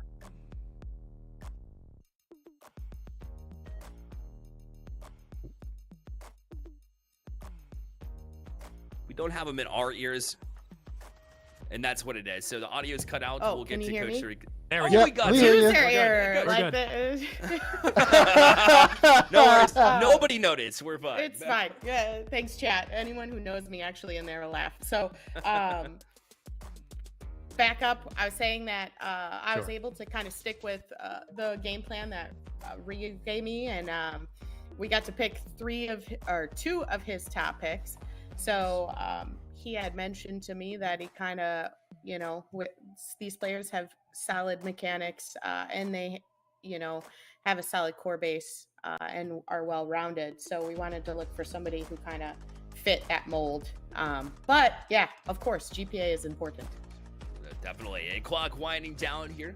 Yeah, exactly. So we'll check out and see who you did pick up, and it'll be Jujui off the clock here. That's a great compliment there for, of course, the two that you already have, talking about Jerry and Mercy, of course. So a strong combination yet again for these three players. Maybe not what we expected, but certainly what we love to see. Yeah, I'm excited for the match and solid mechanics that he has. Also, he's competed in a few of the previous showcases, so he mentioned that in his video, which is exciting. If I remember correctly, this is also a player that talked a bit about their personality in game. When we see at the top level, I want to throw out the name. Like when we look at somebody like Clayster, who's a very emotional player, really leans into being able to play off the energy of their teammates, of the situation, of the fans. That's what has made his career so impactful. I look at this player as well, where they talked about they're an emotionally led player. They lean into the energy of the match for good and interesting reasons, but specifically they have an inspirational mindset, and it seems like they understand that they need to seize opportunities and use their emotions as a driving force behind their commitment behind the game. I'm curious, Coach, if you take that into consideration, like we know you guys take an attitude and all that stuff, but how important is it to have a player who's able to recognize their emotions and how they use that as a competitive edge, and how you kind of want to frame that moving forward? Yeah, the quickest I can say this, it's interesting, you kind of teed me up for this. We have behavioral science who's been studying our team for 3 years. So for Florida Tech in general, it's really important how they take feedback, how they give feedback, how they make their calls, and how they obviously comms. So that's super important, that attitude and willingness to learn and grow, because it takes a lot. Sometimes it's hard to hear that feedback, but it comes from a good place to make us all better, right? Yeah. Agreed. Well, Coach Rikas, we appreciate you, and we'll see you for your last pick as well. Thank you. And so, again, great trio. And we continue to see surprise picks off the board too. Maybe not where we're expecting it, but again, just to see these players, really get their teams and these coaches, the thought process that goes through their minds, to get that insight is something that I've loved to see, because it's a unique perspective at the end of the day. Yeah, definitely. Being able, because we all had our own thought process on this, and the coaches have definitely kind of turned the dial on our expectations. I mean, we have Coach Prescott here as well, so he's getting ready in for his next pick. And we've talked about the grade aspect of it. We've talked about some of the extracurriculars as well as the game, and I think all those things are definitely very big factors. Coach Prescott, I have a question. When you get these guys together, I mean, is there what is your approach in managing the team? Is there any special things that you try to bring towards them, any type of approach? Yeah, you mean with this all-star roster or our program? Yes. Yeah, for sure. For us, it's definitely going to be trying to build, again, because you have such a short window, right? We just got the 1 week, so it's building real fast. Hey guys, let's just kind of set our egos aside. Let's take as much as we can from one another. It's a new group. Really focus in on just those basic fundamentals. How do we get things clicking, right? Let your individual skill shine through. Obviously, they've all got that, which is great, but just figuring out how do we get trust, communication, synergy going as fast as possible, right? That, to me, is the emphasis. Even in our own program, that's a big emphasis for us. But for this group with a short timetable, that'll be key. All right, well, we got your draft pick in as well, so we'll go ahead and let's let you announce it. Who do you got here in this round number 3? So our third pick will be Asian Eyes, potentially a slightly underrated player by some. But I was very attracted to what he had put together in his application, right? He is very driven. I think you need people who are hungry in an environment like this. The fact that he shouted out a mentor of his, he takes his growth and development very seriously, right? He's been president in his esports team, so he understands leadership and service. And he's got some traditional sports experience as well, right? As a basketball player, he knows what it means to work hard, to play hard, and to be disciplined, and that's what we're looking for. Well, yeah, I mean, a solid pick here, and I did want to mention, obviously, this a senior from Georgia specifically, and we have Adam Stanley for Bruton Parker College. He's probably thinking that maybe you stole that pick as well from that side, so just wanted to point that out to you. Your thoughts there? Yeah, there was a little bit of a back and forth in the draft room when I snagged the Georgia guy, so it's all right. I do want to harp on what you had said about Asian Eyes, because I also took a look into his profile as well. Just someone who definitely seems to be kind of grateful of his opportunities, as well as just even when you talk about his approach in game, just trying to be smart, trying to do the best things for the team. I think especially in a game like Rocket League, there are times where players will kind of do things that even at the highest level of the game, that could be the best for themselves. We go for the selfish play, but to have somebody who is selfless and wants the team to succeed, I think it's a hidden gem there. And I think you're right. You kind of got away with a steal there. Yeah, absolutely. Because we don't have 3 months to kind of work through some of those dynamics of how are we going to put things together, right? So you need a group of guys who are willing to look honestly at themselves, at what they have to offer, and understand that their teammates bring a lot of real value. Awesome. Really, a really selfless team. You got a complimentary pick to pair him up with Phoebes. I like kind of the style that you're going for, which is everybody who has really strong mentors, good leadership, but also those who stepped up to be captains of their esports team or circuit in their area at the high school level. You're putting together a very selfless squad, which I think is very interesting. Yeah, that's kind of part of the hope, right? You see some of the stylistic choice coming through, I think, in all of our drafts as coaches. And we'll see how that all plays out over the coming week. Yeah, we sure will. Coach Prescott, thank you again for joining us, and we'll see you for your last pick as well.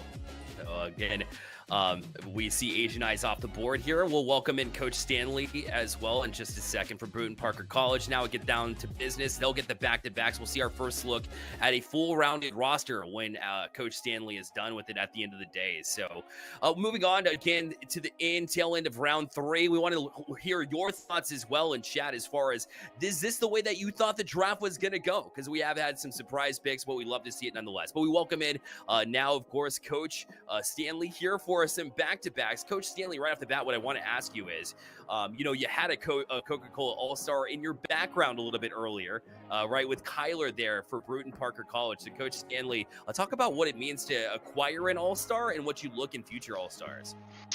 Oh, absolutely. Yeah, we love Stay Plugged In. We love Coca-Cola All-Star.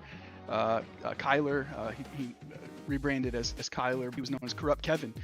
He's a Georgia kid, and we snagged him last year. He was at the top of our recruiting board. So over here playing right now in a tournament, and they're working hard right now. So yeah, we're grateful for it.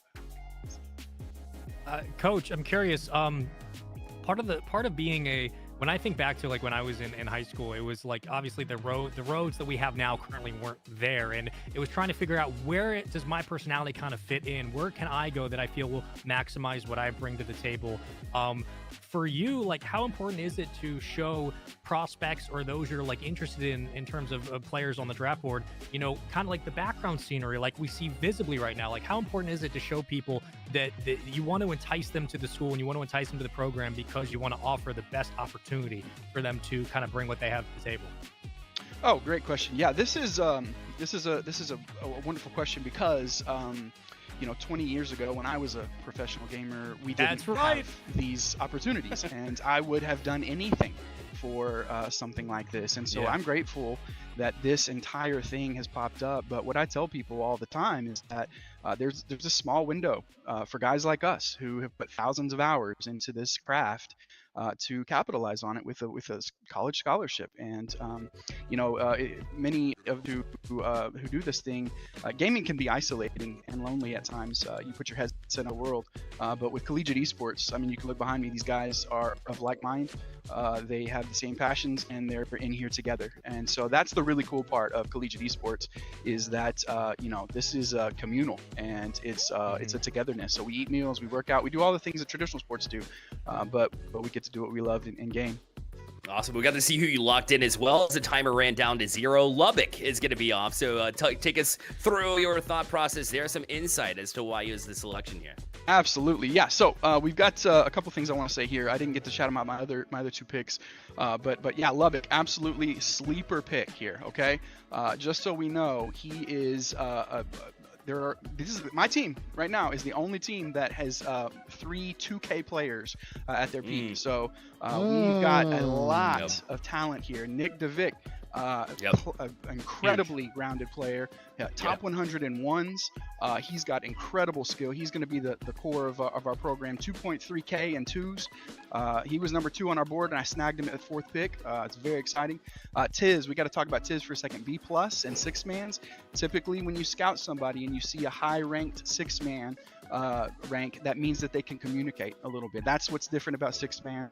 Communication is going to be important, so we went with Tiz for the 2nd pick, and a sleeper pick. I had it highlighted, Lubbock, as a sleeper pick. 2K last season in 2s. Huge.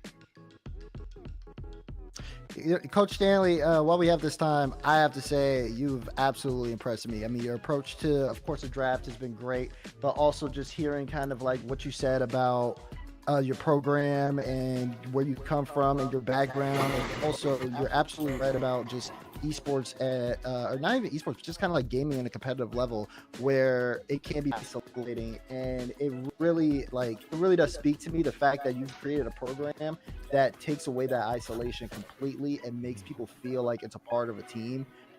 Very, very, very impressed with what you've been able to accomplish there. So I just wanted to say that to you. Desmond, that means a lot. I think students are worth it. I think this whole industry of collegiate esports is worth it. I think thankful for what Stay Plugged In is doing and connecting students to these opportunities. Humans are meant to be around one another, and as good and as wonderful as gaming can be, there's a downside to it at times. And so when you put all this time into something, you want to do well, you want to perfect your craft, there's no reason you can't do it together with other people. So that's what we're about.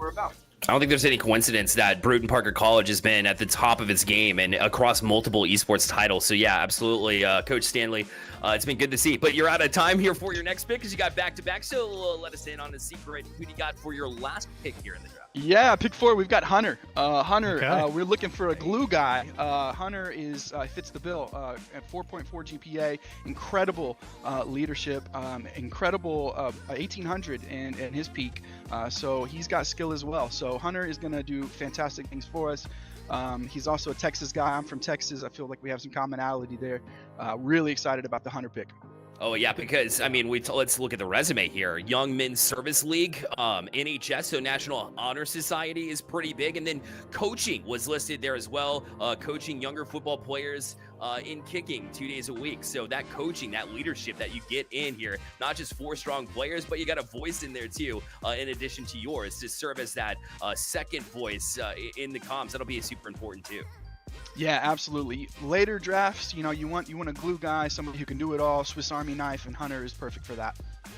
Yeah, Coach, you pick up, again, also a player who talked about how important having inspiration from their own coach was. He said that it made him the man who he is today.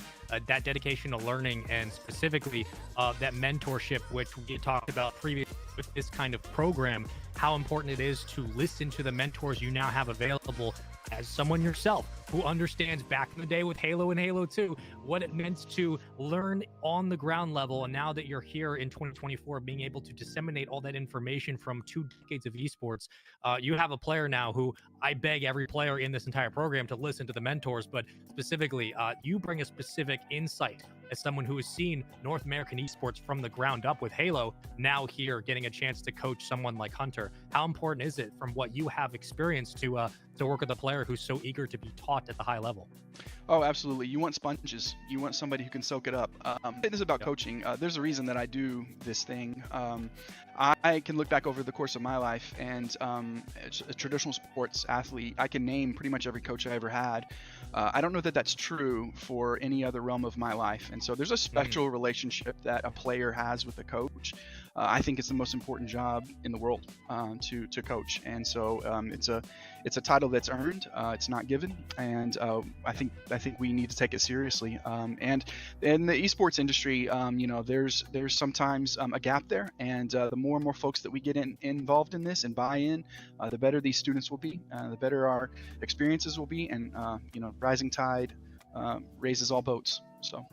That's right. I love it. It applies so well into esports as well. We see it all over the place. It goes back to the grassroots. Again, thank you, Coach Stanley, for talking to us, and we'll get to your final thoughts when we do an interview with all four of you at the tail end of this draft. So again, it was good to see you, and we'll have you hop out. We got Coach Prescott, about to join us yet again here momentarily. So at the end of the day, we're rounding out rosters here. At this point, we're finding some compliments that have been really strong. Let's go ahead and welcome them. And now, Coach Prescott joins us. Coach Prescott, final pick of the draft. Who do you have rounding out your roster? Just give us some thoughts going through your head here in this moment.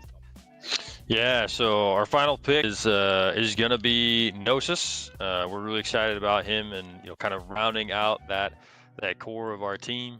Again, like, he is another one who fits that mold of, he was a soccer player, right? Suffered a severe injury, but rather than quitting his sport, he stuck with his team, served, and enabled their success as a manager, right? This is a young guy who understands commitment, right? Who understands being taken out of the spotlight, but still contributing to the success of a team, right?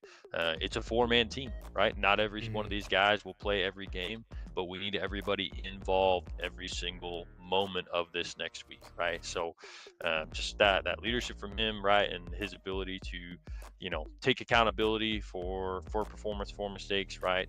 You can't get better if you're making excuses. So we're excited for him as our fourth pick of roster.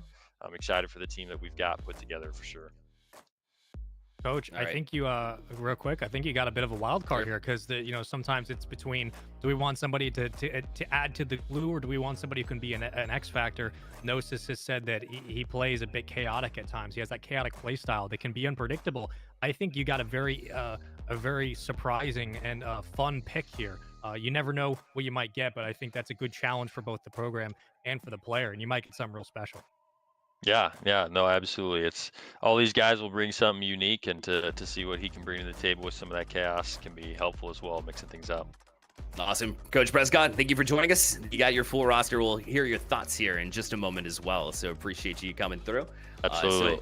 Again, we'll have that last word from all of these teams. Coach Sarikis to have her last pick, so this will be the second to last pick here in the draft. It'll determine our last two picks. It has been a successful and surprising to some degree all-stars. So while we wait for her to come back in here, Dazran, again, just not what we expected, but something that's been absolutely incredible to watch.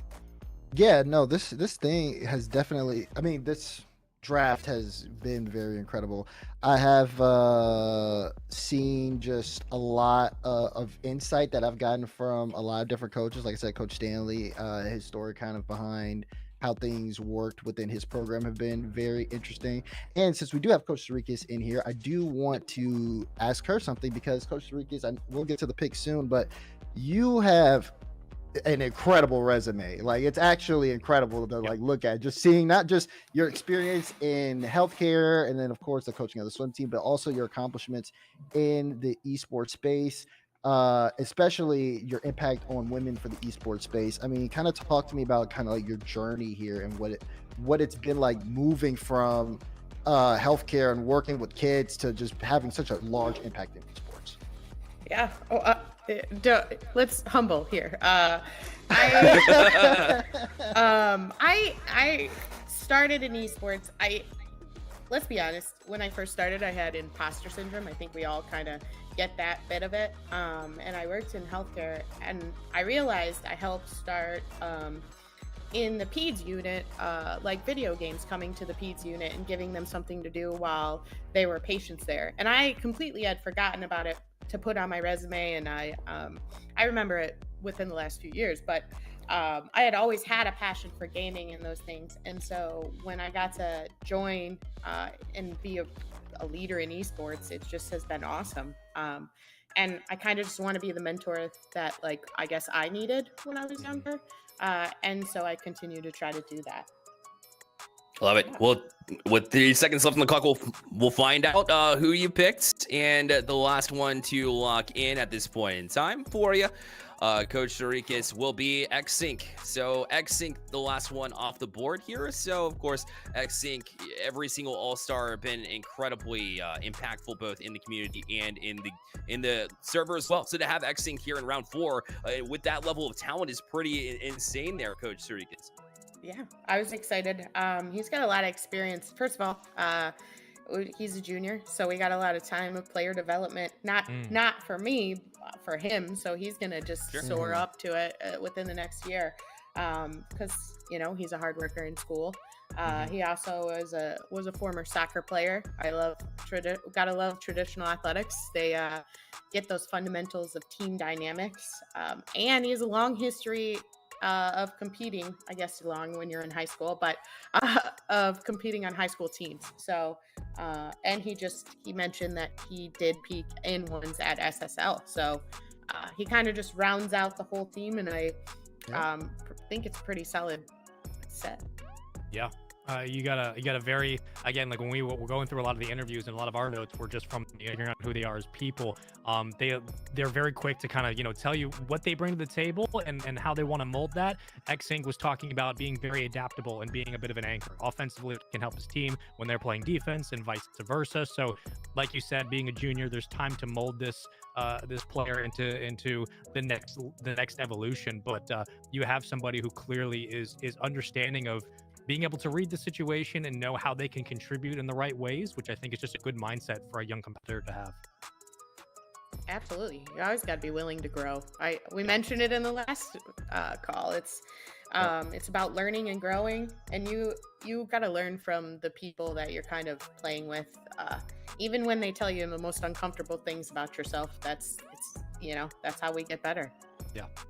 That's right. Coach Sarikas, thank you again for joining us. We'll hear from you as far as the interview goes at the tail end of this one to hear why you think you might have the best roster out here. So thanks again for joining us.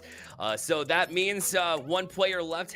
Will be off the board at that number 16 spot. So finding a home with Coach Farrell. So he's got a good coach on his shoulders. So we'll bring in Coach Farrell for this last pick as well. Picking up let me tell you, Coach Farrell, this is a land champion in Stay Plugged In terms. So it's got to feel pretty good to have somebody like that, to be your last pick as well. It's picking up some value in the later rounds, wouldn't you say? Yeah, I heard earlier in the cast, you had a cast or a video where somebody said we've never had a bad Rocket Leaguer come out of Texas, but I think we all really know where the best Rocket Leaguers are, and it's the Midwest. So could not be his.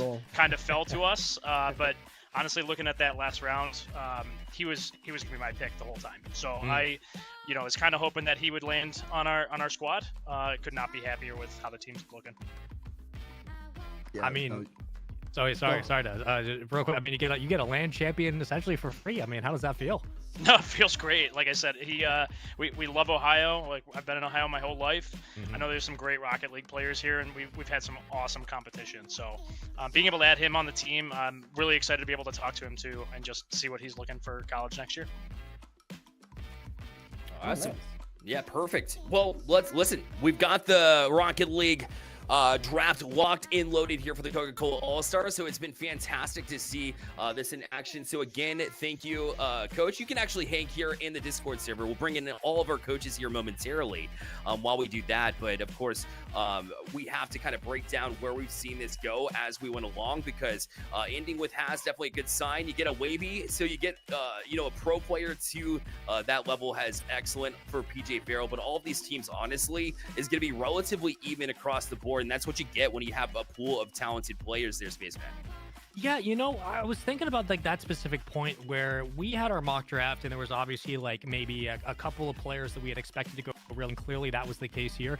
But as this draft today was underway, it did feel like even with the unpredictability of some of the picks given their specific round, it was just a testament to how good and how well-rounded not only was the talent, but also what a lot of these players bring off the field, what they bring to the program as people. And I think that is just a great showcase of what the All-Stars program can be. So it's nice to see that that mold can be broken from just, you have to be SSL. That's not the case. You can just be a really well-rounded individual who's also like Grand Champ 3, maybe peaking SSL, and you can contribute to a program as good as anybody can. And that's just a good testament to the players overall in this. Well, from my perspective, it looks like the teams are even, but maybe the coaches don't feel the same way. So let's go ahead and talk to them and see why they think they might have the best roster that they put together. So we'll bring the coaches in now, and I will kick us off with PJ Farrell, the first to pick. Coach Farrell, you had yourself quite a draft sequence here. So tell us why you think your team might be the one walking away with the championship.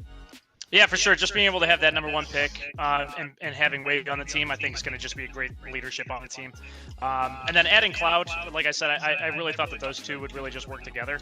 Just could not be happier that Cloud was able to fall to us on that second-round pick. But I've stressed a couple times too, just the Midwest Rocket League. I just feel is always really good competition. Anytime that we get to go as a program down to Kentucky and go compete at some of the bluegrass competitions that we've been able to go to. Even going to, competing against Akron down in Middle Ohio, it has all been just really positive. So, like I said, I think Midwest competition is really good, and I'm happy with the Midwest players. Listen, as someone who's undefeated on land myself, coming from the Midwest, I feel like that is a great statement there. Great statement. That's crazy. But anyways, I do want to kind of shift over to Coach Sarikas, because even though Coach Farrell was talking about the Midwest dominance, you also had some very strong coaching with Ryu, able to help you out on your pick. So I mean, I gotta hear how you feel about how you ended up with the draft. Yeah. Well, first of all, I'm from the Midwest too. Way more far north. Yeah, I'm from Michigan, so I'm gonna talk a little smack there. And now I'm the most south, so I feel like I got both. Okay. But and also, if we're picking players, they're like looking at them, they're kind of all over the U.S. So I guess we got a quite diverse team from areas which normally I tend to have Midwest people, but. Ryu is an awesome person, so like the fact that he picked people and was willing to help me, because I think I lean on him quite a bit for his information about Rocket League. No doubt about it. So again, Spaceman, I'll let you kind of ask the next question, direct it where you'd like. Coach Prescott, I want you to jump into, how you feel about the roster overall, how you think it's going to compete. I know when we did our mock draft, we were going back and forth saying, I'm the champion. No, you're the champion. Same question, of course, there, how you feel overall. But specifically for you, when we last spoke with you just a bit, you were talking about the time frame here. You got about a week to kind of get all these players on the same page. Did that affect any part of your draft at all, knowing that it's a small window, look for maybe one or two key aspects of the players you're going after and hope that that's what will work in that window? Did the time frame matter at all for your picks, or was this just, no, we know who we want to go after and we want to pick them no matter what? No, I would say the time frame definitely impacted things a little bit. I definitely prioritized a lot of what do they have experience, right? Like, one, we talked about the character already. Yeah.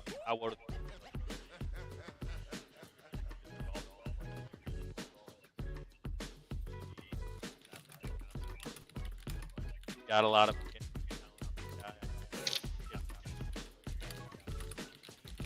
update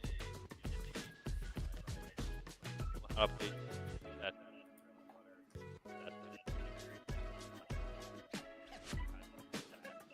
basis, bringing in just that solid fundamental understanding, combining it with an individual level, I think will help us carry the day. All right, I love to hear it because it's extremely accurate, and you definitely have a competitive team to do so of all stars here. But again, Coach Stanley, it seems like you had the same way. You had back-to-backs consistently, right? You had the 4-5 pick, and then also at the turn of the 3-4 round too. How did that affect your strategy in choosing some of the players that you did, and then how did that help you start a team that you might think is going to win the championship here? Think we're gonna win the championship. I know it. Yeah, let's just start the trash talk a little bit here. Let's get this spicy. Come on. I've done some math. Okay, I've done some math. Now peak MMR is not everything. All right, but it is something. And we're looking at the Stanley team. That is Panic at the Demo. The Stanley team average MMR is 2,075. That's over 100 points higher than any other program right now. So we are the favorites moving into this tournament, and I have faith in my team that we're gonna get it done. Got some high hopes That's over the there. Halo some guy would right say, there. That's okay? the Halo guy. He was ready. He came in ready with the heat. I see it. Okay, hold on. Well, Adam, I know. He's usually a gentleman and a scholar. Hey, it's competition time, Coach. It's competition time. I'm ready to go. No, we're gonna have fun with this, guys. That's what it's all about. We're gonna enjoy ourselves here. Yeah, it is a competition, but it's an all-star, so we're gonna showcase these students, and that's really what it's all about. Well, the confidence oozing. Thank you, coaches, so much for joining us here for the draft, and we wish you all good luck on All-Star Weekend as well. Thank you, guys. Thank you so much. Thanks guys. Oh man, confidence oozing. You love to hear it from Coach Stanley, and the rest of the game truly do believe that they chose the right All-Stars. And rightfully so, it's cooking.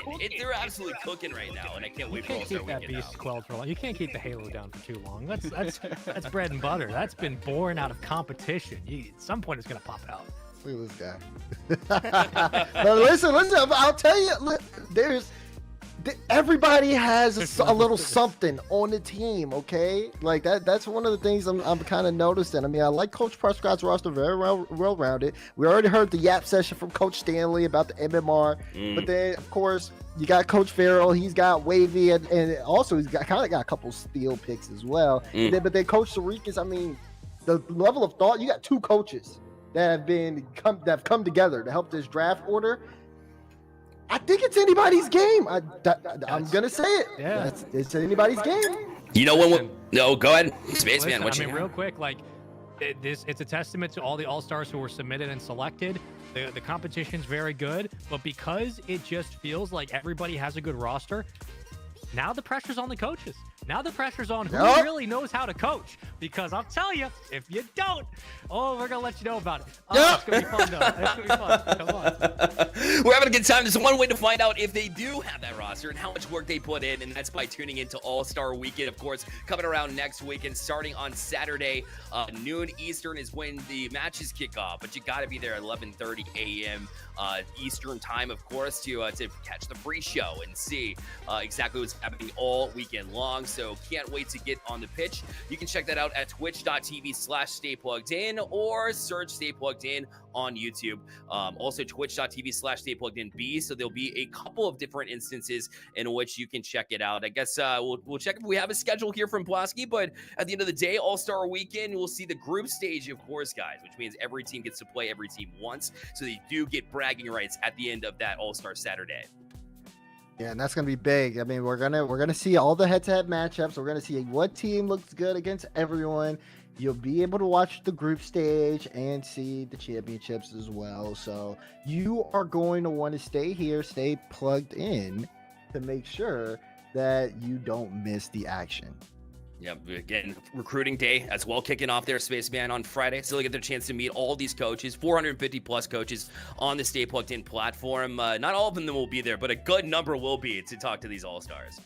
And again, it doesn't matter where you've been recruited or who you're going to be playing under. Listen, like all those mentors are going to be in one space.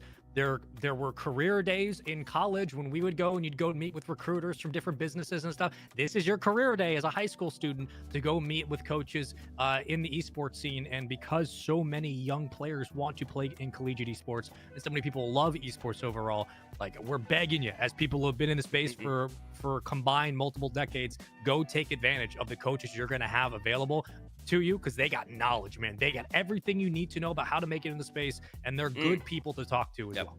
100%. Well, I was promised that we would have the group stage, a spoiler as far as what's happening here. And so let's check out maybe the schedule here. Production, tell me if we have the list of matchups that we'll see with those team names. Yes, we do. Let's go. Let's reveal them. All right. Nitro Knights facing off with Ball Chasers to kick things off at 12 noon. So, again, that's just as a refresher here. Coach Sharikis is the Nitro Knights facing off with the Ball Chasers, which will be Coach Prescott to kick things off. And that starts, of course, at 12 noon Eastern time on the A stream. Don't miss Gold Digger and Panic at the Demo, a.k.a. Adam Stanley, facing off with Gold Digger PJ Farrell on that B stream as well. And everybody gets exposure throughout this day. It'll be a good one for sure, guys.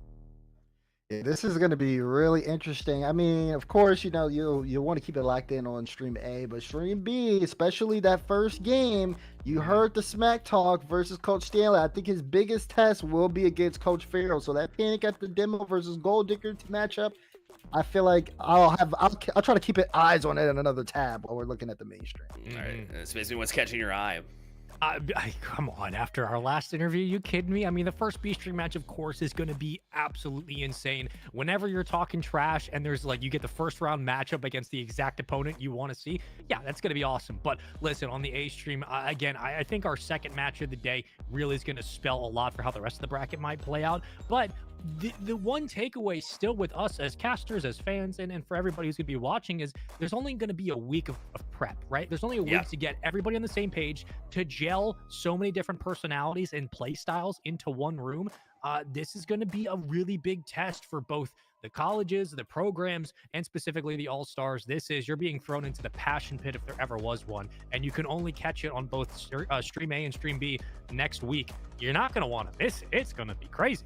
No chance. It's the biggest stage that you can get onto at the high school competitive level. So these players are make or break some of these players, I'm going to be honest, but all of them, of course, the way they study, the way they've showed themselves in community, I see them all rising to the occasion, which makes for some pretty great matches. I actually have a surprise for both of you in this way, because we have watch party hosts that we're going to announce to you. So not only are you going to be on this big stage, you're going to be in front of a bunch of different creators. You already knew about Musty. You already knew about Curry, as we already announced him prior to you, but look at Squishy Reynolds joining the watch party host as well, guys. Well, you got eyes on you now. We got Slater and Squish calling it round of this. I didn't expect that. I knew Musty was going to be there as well as Curry, but good for Slater and Squish. First of all, Slater currently in the Texas area. I'm not going to say where because but in the Texas area. So like already good representation for middle of America. It's Texas, also one of the biggest states for Rocket League talents. You're getting like a professional representative, and everybody loves Squishy. He's the content king. He's a world champion. Like you're getting not only to play on alternate streams, which is all that matters for competitors, just being able to play on stream in front of people, but you're getting looked at by Squishy and Reynolds and Musty and Curry on the Valorant side. So you're getting, if you're a Rocket League competitor, you're getting looked at by literal world champions who, if you impress them, your stock goes up. That's how this works. So do your thing. Do your thing. Have fun. Guys, I miss Squishy as a competitive player, but he's doing big things with the content world, so you got to respect that grind as well, and he's just another big name that we see out here. Yeah, exactly. So, I mean, ever since Squishy retired, he's kind of been on the content wave. It's been really big. And, I mean, we've seen him. Last time we saw him at a Rocket League event was at the World Championship recently. He was there, and I think now also being a co-owner of Cloud9 here, he's definitely been taking his opportunities and making the most of them. So it's really good to be able to see him there. Reynolds, like Sean had said, and of course we talked about it, Musty as well. Musty, who's still been just a very influential, impactful content creator in Rocket League, as well as his own. I mean, you even saw it in the photos submitted, his own chain company. He loves the chain. The Ice Dazzle chain. He even made one of our show, First Touch. So I even have it here as well. Nice. It's love everywhere. We're all connected here. I'm glad everybody's gonna be there to show up. You had a surprise for me in addition for you guys. But listen, that was an incredible Rocket League draft. That'll wrap us up here on the Rocket League side. But stick around, please, won't you? We got the Valorant side too. We got even more surprises in store for you. Don't go anywhere. We'll be right back.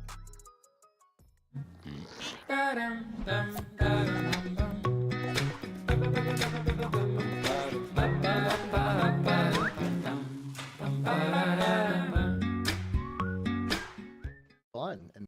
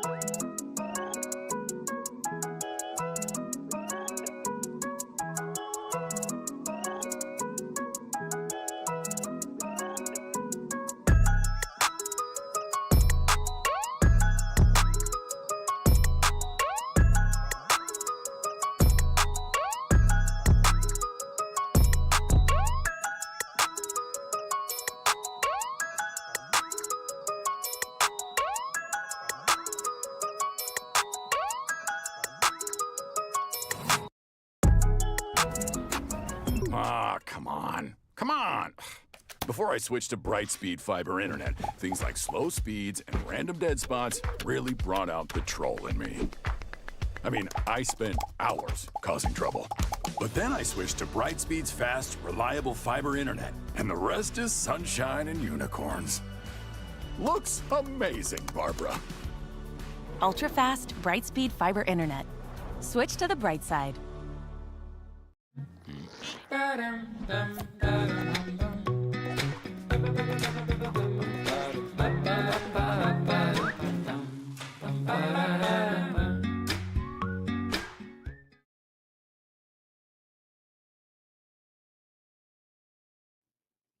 Welcome back to the 2024 Stay Plugged In Coca-Cola All-Stars Draft. This time around, we got Valorant cooking. But before we get into some Valorant, some FPS action, first we want to recap and just showcase what we saw on the Rocket League side of things, which is not exactly what we expected. You love some surprises. And my goodness, Dazrin, we saw quite a few.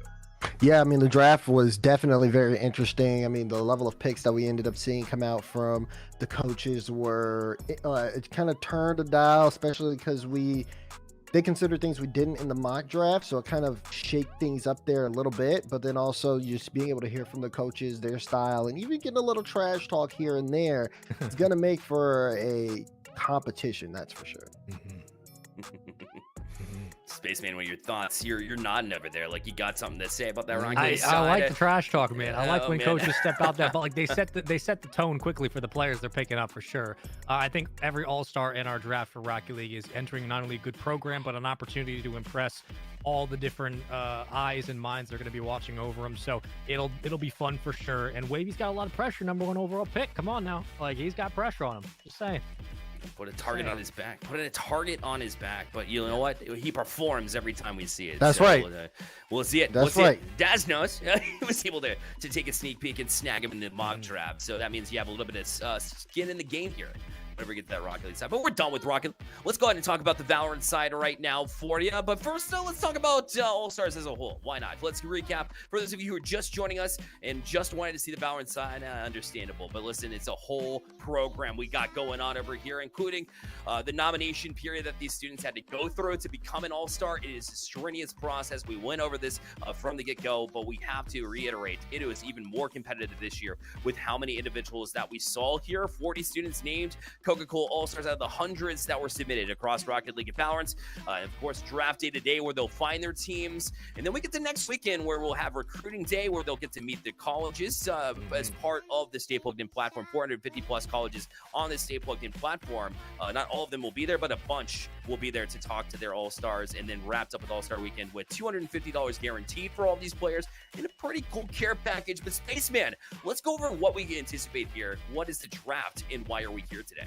Yeah, look, the draft, I mean, if you're just joining us now and you haven't seen it like the past 2 or 3 hours, then the draft that you're going to experience, it's called a snake draft, is very similar to many different esports adventures you've seen in the past. But for the All-Stars program here, we wanted to keep that tradition going. And for a lot of our players, because we had so many applications, because this is such a massive program, the opportunity for our All-Stars was going to be continuing to build out rosters that are not just about fielding a roster in-game, but also giving players an opportunity to learn from each other. So what does that mean? Well, we're going to add an additional player per team for both of our games. So for Rocket League, you're able to draft 4 All-Stars, and for Valorant, they're drafting 6. So we get an additional player that's designated some playing time through the group stage, and we'll see every single All-Star play. So if you're drafted and you're thinking, well, you know, we have 6 players for Valorant, surely I'm not going to rotate in. No, you will. You'll get a chance to play in the group stage and to be in front of streams, and also just your coaches who are going to be picking you up. So even if you're in the draft stage, don't worry, you're getting a chance to compete. We want to make sure that we build this team environment so everybody has a chance to collaborate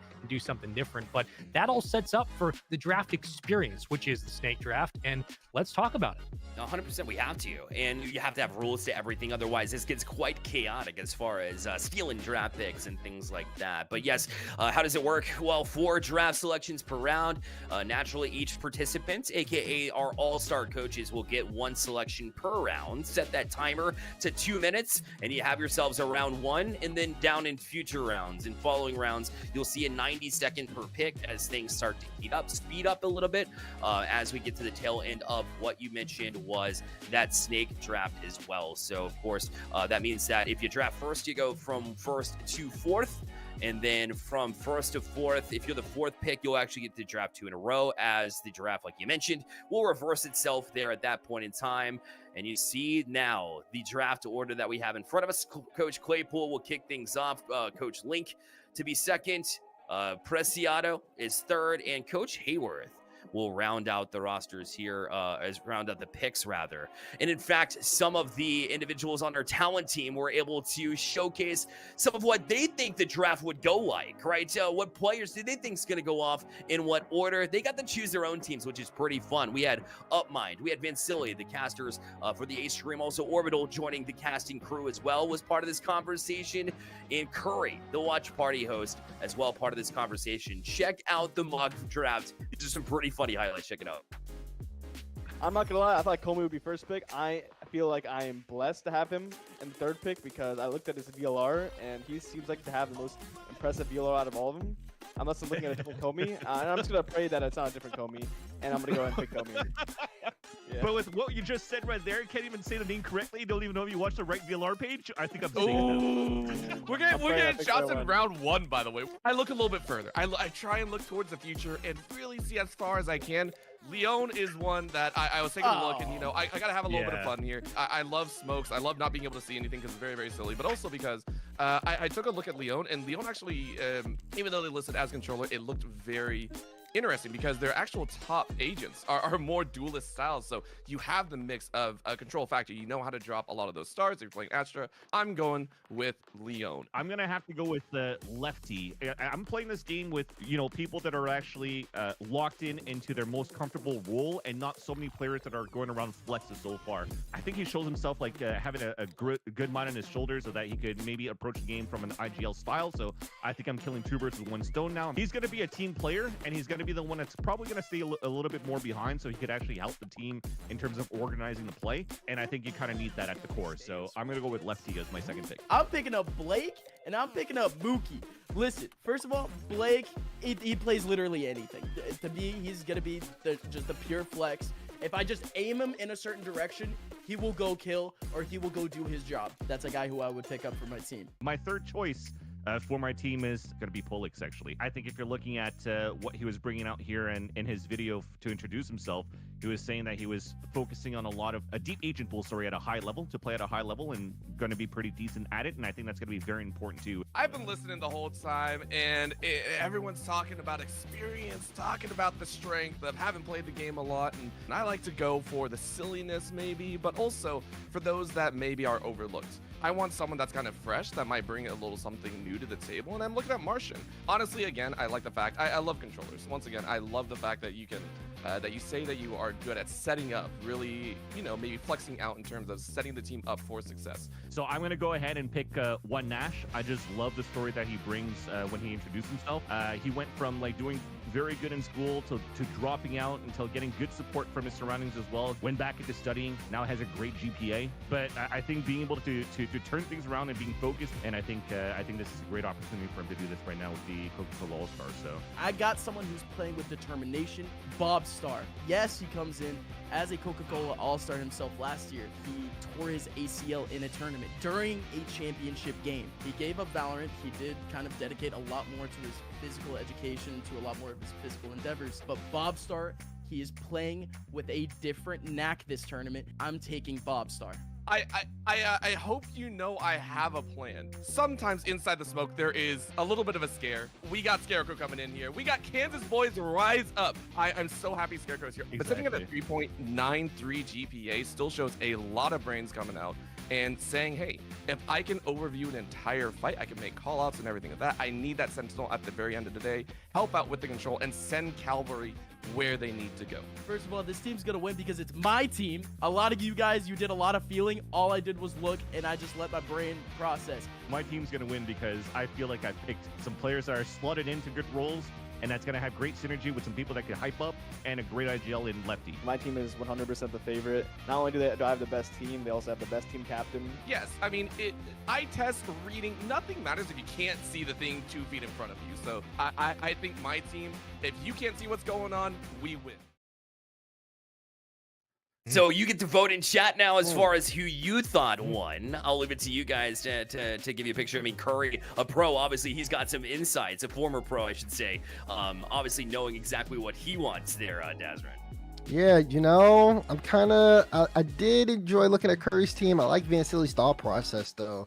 I definitely think it's kind of between those two to kind of juggle who really won the draft. Because Van Silly's first pick I thought was pretty good as well with Chicken. So I don't know. It's gonna be a little tough. It's gonna be a little tough here. It'll be tough to say. Hey, let's get to know the coaches. Let's see if they have that same mindset coming in that Van Silly put and impressed Daz with, as we will take a look at them in just a second.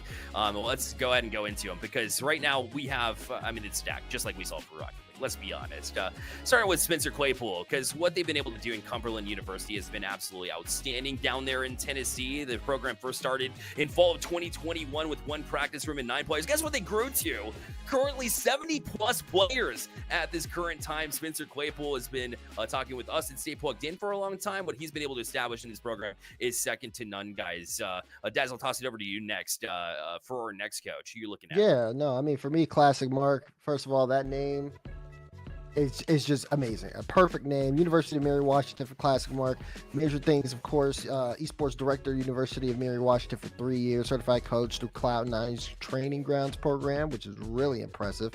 One of 5 founding students that started esports club at Randolph-Macon College in Ashland, VA, before assisting in reclassification to an esports program. 5 going on 6 years of collegiate and high school FPS coaching. So the experience is there for Mark, MAEC board member, as well as previous semi-pro in Fortnite. He fought against Ninja and lost, but that's okay, Mark, because I've interviewed Ninja, and that interview went horribly wrong too. So me and you have some experience with interacting with Ninja and it just not going out the right way. So we're on the same page there.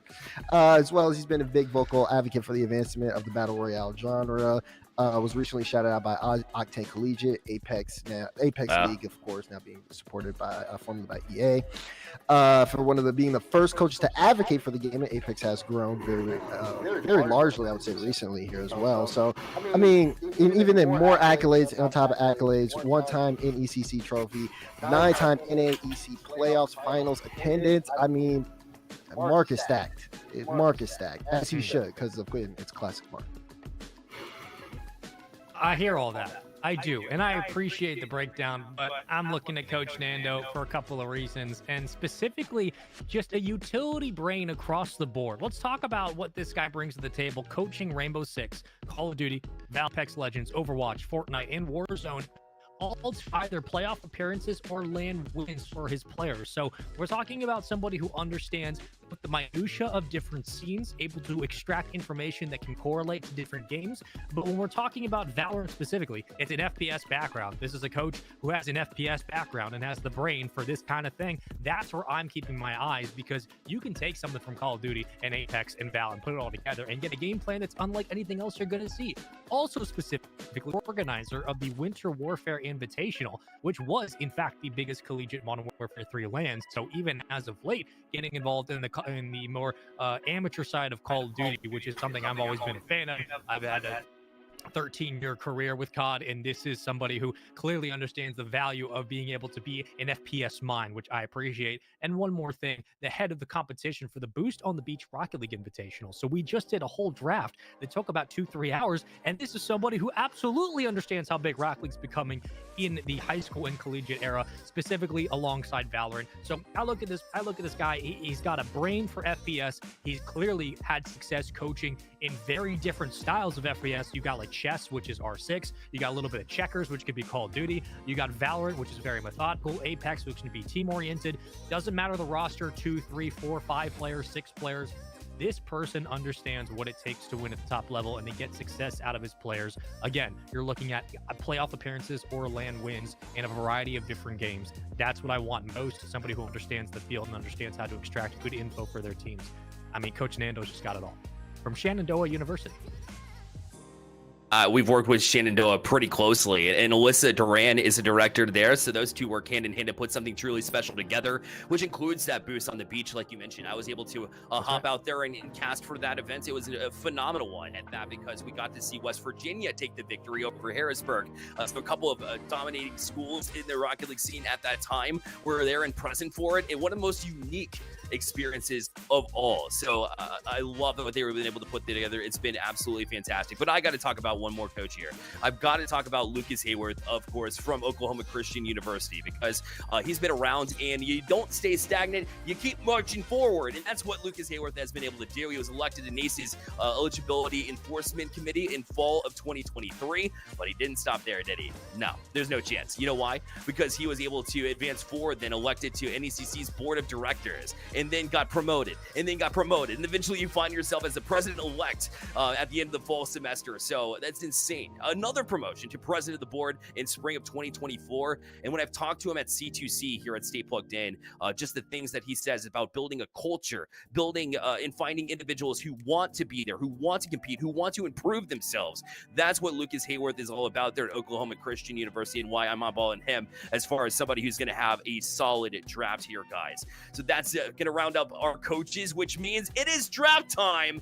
Let's get to it. First draft is coming up now as we put on the clock Spencer Claypool, Coach Claypool, to kick us off. It's not as clear cut as just a Wavy in this one, guys. So again, we mentioned a lot of talent here.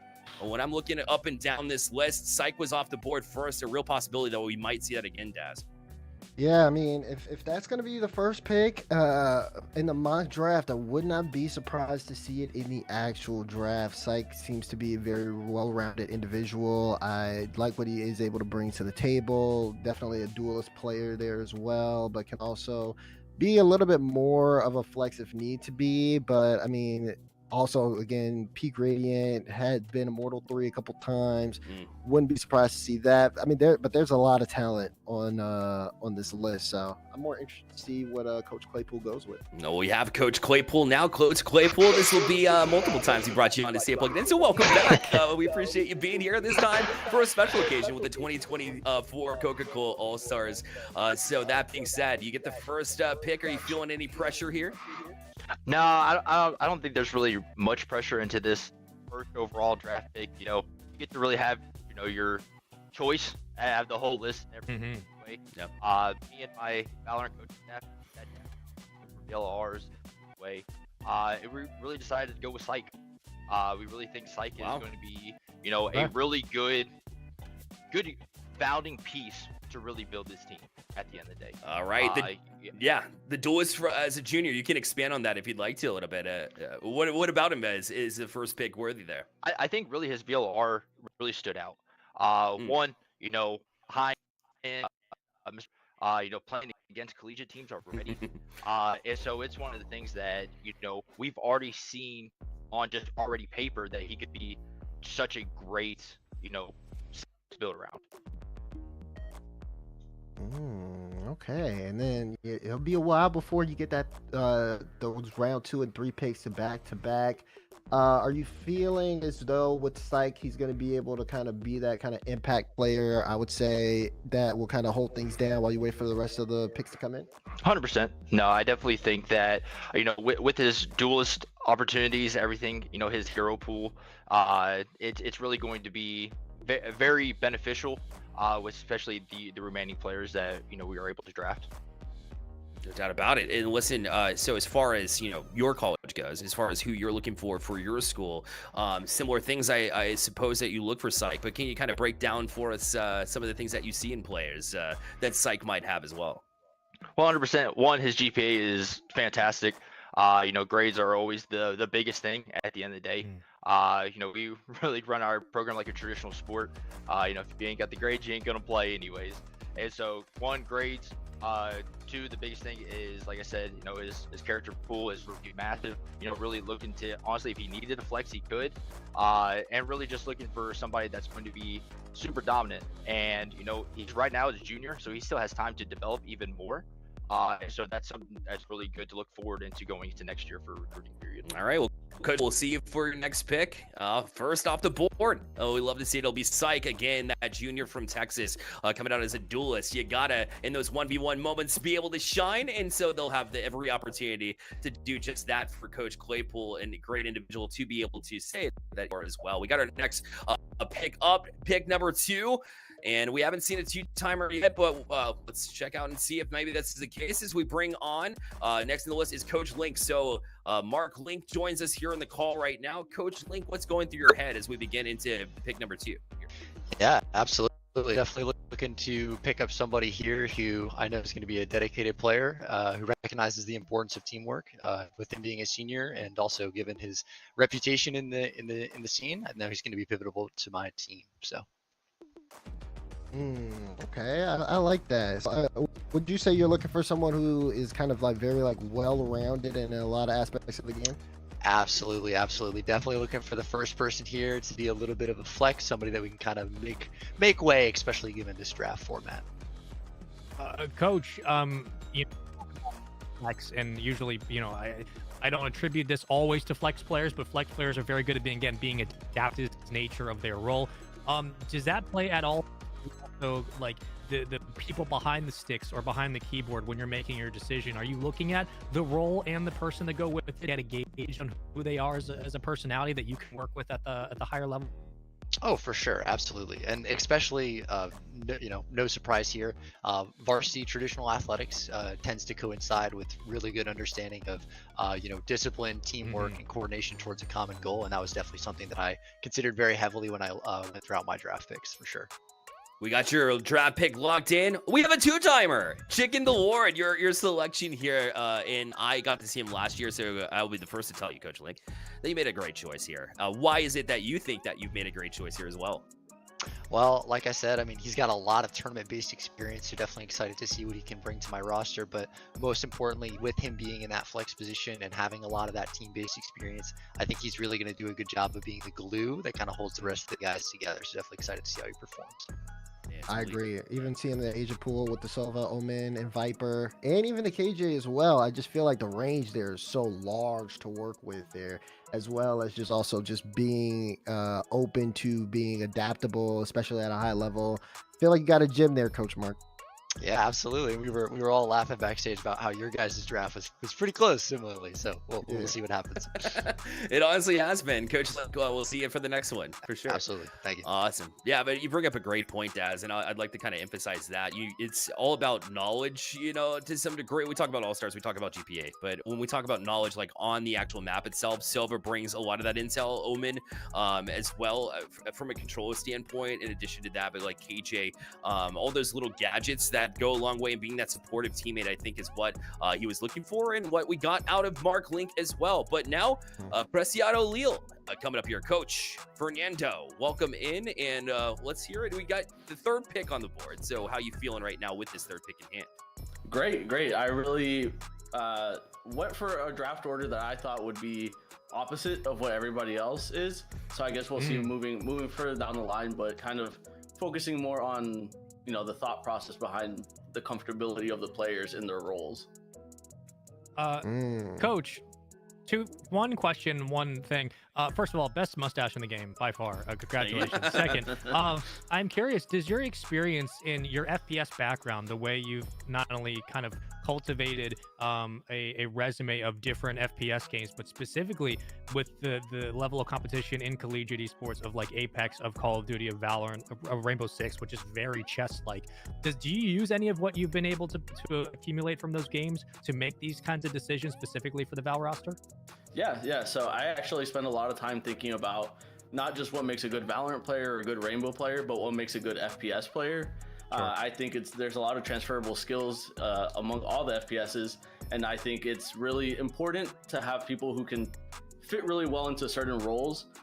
So I guess I'll say my pick now, but my pick being Derek, going with a Sentinel first. I know it's a little unorthodox, and then getting a more defensive player on, but in my experience, getting somebody to play defense is a lot easier if they already know the role. And in Valorant specifically, I see my defensive players as kind of a quarterback, getting that field vision, getting all the information in before they ever have to engage. So I think Yeah. Derek is a good first pick for me.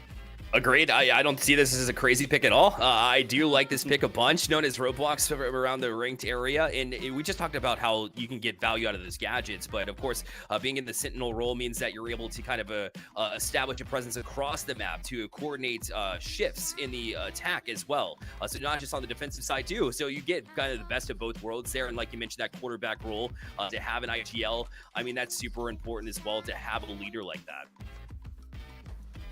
Yeah, for sure. Yeah, I'm happy with this pick. I'm happy he was still on the board, and I'm happy it's working out so far. Good. I mean, it's for me. I actually want to see. I want to know if you could expand a little bit on that defensive choice, because I think you were right. It is definitely a bit unorthodox. I think a lot of people initially they'll either go for someone. We saw the flex pick earlier, but most people would do the duelist, the shooter. I mean, do you think that it's something where you're able to kind of establish someone who can kind of control the map a little bit more, and like you said, just being able to be a big communicator has an impact, especially like early on in this draft? Yeah, I mean, in my opinion, it's really easy to teach a defensive player how to get a little bit more active. If they need to entry frag, they have the mechanical skills, they have the knowledge of the map, they have the knowledge of the game to be able to do that. But it's a lot harder to reel in a very duelist-minded player to come back and hold the side and think about the game in a different way. I mean, we see the roster sheet. Every single player on there is amazing. I mean, I wish I could play at that level, but not going to happen anytime soon. So with everybody's mechanical skills being so high, it's kind of a win-win to go with duelist more towards the end. The mechanic, everything's pretty even across the board on the mechanic side. Yeah. I mean, if you're gonna build a house, you start with the foundation. You don't just start putting windows up and all the fancy stuff. So, All right. Well, Coach Preciado, great first pick, and we will see you on the next one for sure. Thank you.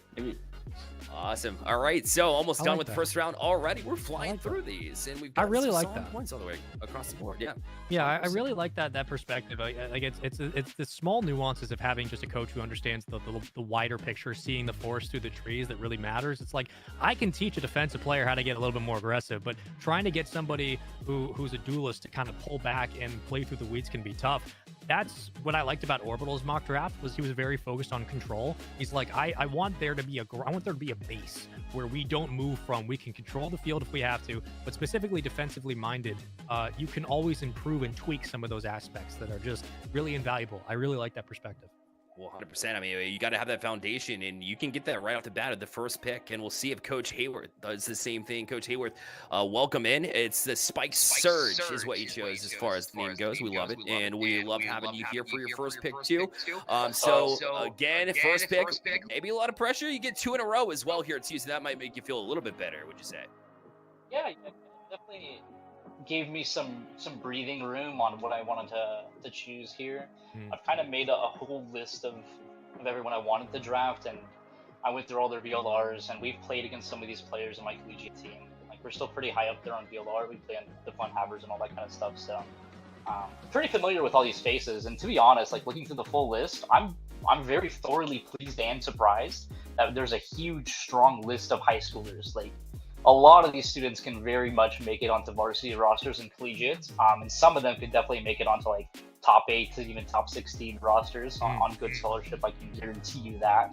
But definitely excited to be in something like this. I've always wanted to volunteer and help out wherever I can, and if this is a way for me to give back, then by all means, let me. Exactly the point. And it looks like your pick has been in for a minute here, so go ahead and share with us who you picked here for the first round. Of course, my first pick will be Leone. Yes. Okay. Excellent pick, and for so many reasons there, Spaceman. I mean, two-time Coca-Cola All-Star, right? Yep. It has the experience of the All-Star program specifically, but again, like, it was one of the standouts of the mock draft that we saw in the preview video just a couple of moments ago about having that controller playstyle. And I do want to ask, Coach, everybody kind of comes in with this idea of how they want to build the team, but because we're giving both Rocket League and Valorant a chance to add an additional All-Star to your roster, does that also play a role in how you're drafting? Do you try to double up on maybe one position or one game plan just in case you have options? Yeah, a little bit. I definitely have thought about that with the list of players that we've been given. and going through and doing a deep dive with my Valorant coach and a couple players, my analyst and I, there's a lot of people that can flex multiple different roles. So having an additional player just helps fill a sub slot more than anything else. I'm not too worried about missing out on a role or anything like that. I think everyone could perform at a pretty high level. So hopefully that gives you some more insight here. Now let's just go ahead and jump into your next pick too, because it's great insight. So we'll see if that applies to your second pick as well. So we'll let you announce it right now. You already got it in as well. Who are you going with for the back-to-backs? I will be going with Komi Bomi. Oh yes. Yep. Wow. Not a Called bad the draft. nuclear bomb, but sure. Not a bad draft at all. I'm telling you, not far from Radiant. Been peaked Radiant for a long time, and of course been hanging around Immortal 3, which is that next step of the process, because Radiant, you have to get to a certain threshold of top players in order to get to that level. To even get there in the first place is absolutely insane. But Lucas, I know for a fact that it goes deeper than that with you, and you must have seen as far as him as a player, but also as a person. What did you see on that side of the equation as well? Yeah. Being Radiant kind of really is just quantity over quality after a certain point. Once you hit Immortal 3, it's literally just the amount of games that you play in order to peak at a specific act. Like, as long as you peak once and you have a really good understanding of your competitive play style, if you have a deep VLR, deep RAB, you have good ADR and your specific champs and roles, that's not too far from the truth for most of these players on this list. So I'm excited to have both Leone and Komi as my first two picks, and I'm looking forward to talking about my next one soon. Awesome. A controller and duelist back-to-back are a pretty solid pair there, Dazzering, because you get some of that control. But now with the duelist, obviously you're talking about 1v1 battles and even some clutch moments too, which we've seen Leone do from the controller side too. So really both of these players pretty impactful there. Yeah, definitely. I would say I kind of agree with Coach. Like after you hit like a certain rank, I mean, you kind of know everybody. You know what the general is that everyone can bring to the table, at least in terms of just shooting and making sure like people are definitely accurate with their shots. I think Komi adds to that, of course, as well. But then being able to lock that down early, also, especially knowing that for Coach Hayworth, there's going to be a bit before you get another pick on the draft. It kind of gives you. Okay, you've got the go-tos out the way. Now you can kind of focus on developing and making sure the rest of that roster is very well built. So I like the pick. Amen. Absolutely. Coach Hayworth, again, thank you for joining us for your first couple picks. We'll see you in just a bit, but we got to bring on the best mustache in the game back into the equation here as Coach Preciado will join us in the call here momentarily for their second pick here. They were able to, just so we recap here, we have Psych, Chicken the Lord, Blocks, Leone, Komi, and then we're up for the next pick as well. So Coach Preciado took Derek the first time around. We welcome it back in as well as we get your thoughts about the second round coming in here. Yeah, I mean, everybody's starting off pretty strong. I think I'm in a really good spot in the order to where, I'm able to get two players pretty consistently back to back, maybe see more of what the other rosters are building before I get to make my picks super early on, going into like round 2 and round 4. So I'm ready for round 2. I'm excited. Nice. Again, 50 seconds left on the clock. So how do you complement in your eyes now that you've gotten Derek, aka Roblox there? Strong start. Who are you looking for? What kind of qualities on the or in the server are you looking for as far as playstyle goes? Yeah, so keeping with the football analogy, I have my quarterback, now I need my O-line, and with that in mind, I'm taking Chonky Bonk. We're looking at picking up some controllers, picking up some people who can complement that play style and who understand the game at a really high level. Chonky Bonk, yep. Oh, sorry, real quick. I mean, it fits right into that narrative of you building, like waiting for the aggro to kind of come in last, waiting for the duelists to be kind of near the end of your draft order. So far, you're building a really strong foundation. Yeah, thank you. The junior from California as well, so a couple of years of development left before they hit the collegiate scene, but to get those youngsters early when they're this talented and play such a crucial role, is that something that you're looking forward to in your search for high school players? Are you looking for just seniors at this point, or do you kind of at least have conversations with some juniors as well? Yeah, I mean, we actually have conversations with people even as young as being a sophomore in high school. A lot of the questions we get is, what can I do right now while I'm in high school to develop and get to a collegiate program? It's a really big philosophy of ours, that if a player wants to go to college, wants to go to university, maybe it's not Shenandoah, maybe it's not with us, but it's great. Go do a secondary education somewhere, get the skills, hopefully you're getting a full ride, you know, and any way we can help with that, you know, that's how we want to grow collegiate esports, is helping these high school kids get up, get the skills to make it here. It's crazy to see how far we've gotten in this in this collegiate esports space. Again, thank you, Coach Preciado, as we'll have you hop out here until the next one, at least until the next round that we'll see you in. Daz, so much opportunity in this collegiate space. He tossed out full ride. I'm just gonna put that out there. That's insane. Yeah, I know it's definitely something that in Rocket League you kind of see a little bit more of in these days, but in other games, not necessarily the same opportunities are available as they have been in Rocket League esports. So to be able to see something like that, and like you said, to be able to throw that out, again, not possible without something here like Coca-Cola All-Stars. So interesting. We'll see what comes of it for sure. 100%. We'll see what happens with Coach Link's next pick as we welcome Coach Link back in. It's a pleasure to see you again, Coach. Now you've got this second round pick here on the board, or you're about to select it. So give us your mindset coming into this one. Absolutely, yeah. So thank you. Always good to see you, Bear. And so realistically for me, you know, I've got that flex senior, and now I'm looking for a little bit of spice. You know, I'm looking for somebody that I know has been pretty consistent, and I'm looking specifically at a little bit of West Coast talent, somebody that would understand kind of along that same mindset, understand the importance of practice, and really help me kind of better define out this team, especially with only 1 week of practice to go. So still looking towards some of maybe those more varsity athletes, traditional sports sense, but also someone with a little bit of resilience. And I think I found that with this pick for sure. So with that, my pick is definitely going to be Bob Star.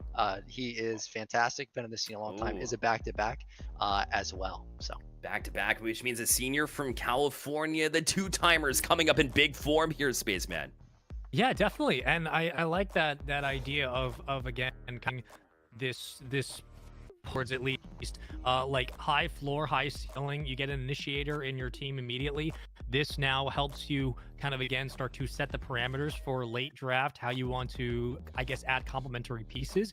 You get a really strong Sova, and you also get a player who just on GPA wise, we're going across the board more of just like straight up how they represent themselves off the field. One of the higher GPAs in the entire draft, and had a lot of votes to this player specifically, and a very, very solid star rating at 8. So like all the way around, one of the more well-rounded, complete players you could pick up, both in-game, out-of-game. I like where this is going. I like this draft a lot. Thank you. Yeah, no, and I definitely relate to him a lot. Actually, super ironically, I also had a basketball injury that led me more towards esport as my competitive outlet. So we'll definitely be able to relate to him on that. And also, of course, you know, he's a Mellow fanboy. Got a shout out to a previous Coca-Cola All-Star competitor that now competes for us. So cool stuff. I love that. Did the agent pool have a factor here? I know you said you were looking to add some spice. I'm looking at the Rays, Chamber, Cypher. It feels all over the place, but I feel like, you know, that spice kind of adds to it maybe a little bit. It is a little bit of all over the place, but like I said, with that flex to start and really focusing him more on the initiator, I know that he's going to be the one to be able to really pull the trigger and allow the team to execute for our site takes, or also maybe make that occasional whack play, and that's something that I'm totally about. Let's go. Absolutely. Hey, Coach Link, thanks again. Always a pleasure. And we'll absolutely. Next on to the clock. It's been 6 picks, but eventually we got him back here. Coach Claypool joins us just momentarily. And while he hops in, Bob Star, the two-timer, of course, he's had a good presence on social media as well, which you don't see a whole lot from high school players as well. I mean, it's sometimes good to make connections. We talk about it, how connections can be everything in the esports scene when you get to a point where you're looking for a job, or maybe the collegiate scene, guys. Yeah. Go ahead, Des. I'll go. So you know, I think you're right. I think it definitely is important to be able to, you know, to see, have that well-rounded experience, because you talk about things in the real world as well, and your impact there also having an effect even on things like being chosen as a Coca-Cola All-Star. So I feel like, you know, these competitors, or I'm sorry, these All-Stars that we have here are definitely going to share a little bit of that in sentiment. We've heard about some of them here, and I mean, there's so many on the board who do so much work outside the game that's very impressive. All right, well, we have Coach Claypool in here again. Coach Claypool, it's been a while, but you listen, all good things come to those who wait, because you get 2 in a row here. So what's your thought process coming into the first of your back-to-back picks here? football analogy. So I played traditional sports my whole life. You know, I played football for 18 years and everything. So, you know, we got to get that duo, you know, that quarterback, running back, quarterback, receiver, everything as well. And so really, I'm grateful for how far this player drops. Like, this is insane. This was going to be potentially my first round pick as well. And so I was super stoked that it got all the way to currently where we're at right now. So I'm taking Mooki. Mooki. Wow, Mooki, I gotta tell you, Mooki was my storyline coming in here for good reason too. Another 2-time All-Star, and Mookie's played with some of the best in the scene. So obviously, if you want to duo, it's somebody who has that experience with some top-level players. And Coach Claypool, you got yourself exactly that. What is it that you saw in Mooki here? Expand a little bit on this pick here. So the biggest thing is actually when I was watching the Rocket League earlier, you know, Theo really stood out. It was, you know, I want to keep a good mental. I want to make sure that no matter what has to happen, I'm going to win. And that really always drives, especially when it comes to esports. You know, once you have a good mental, once you have that drive, it's so hard to be defeated at the end of the day.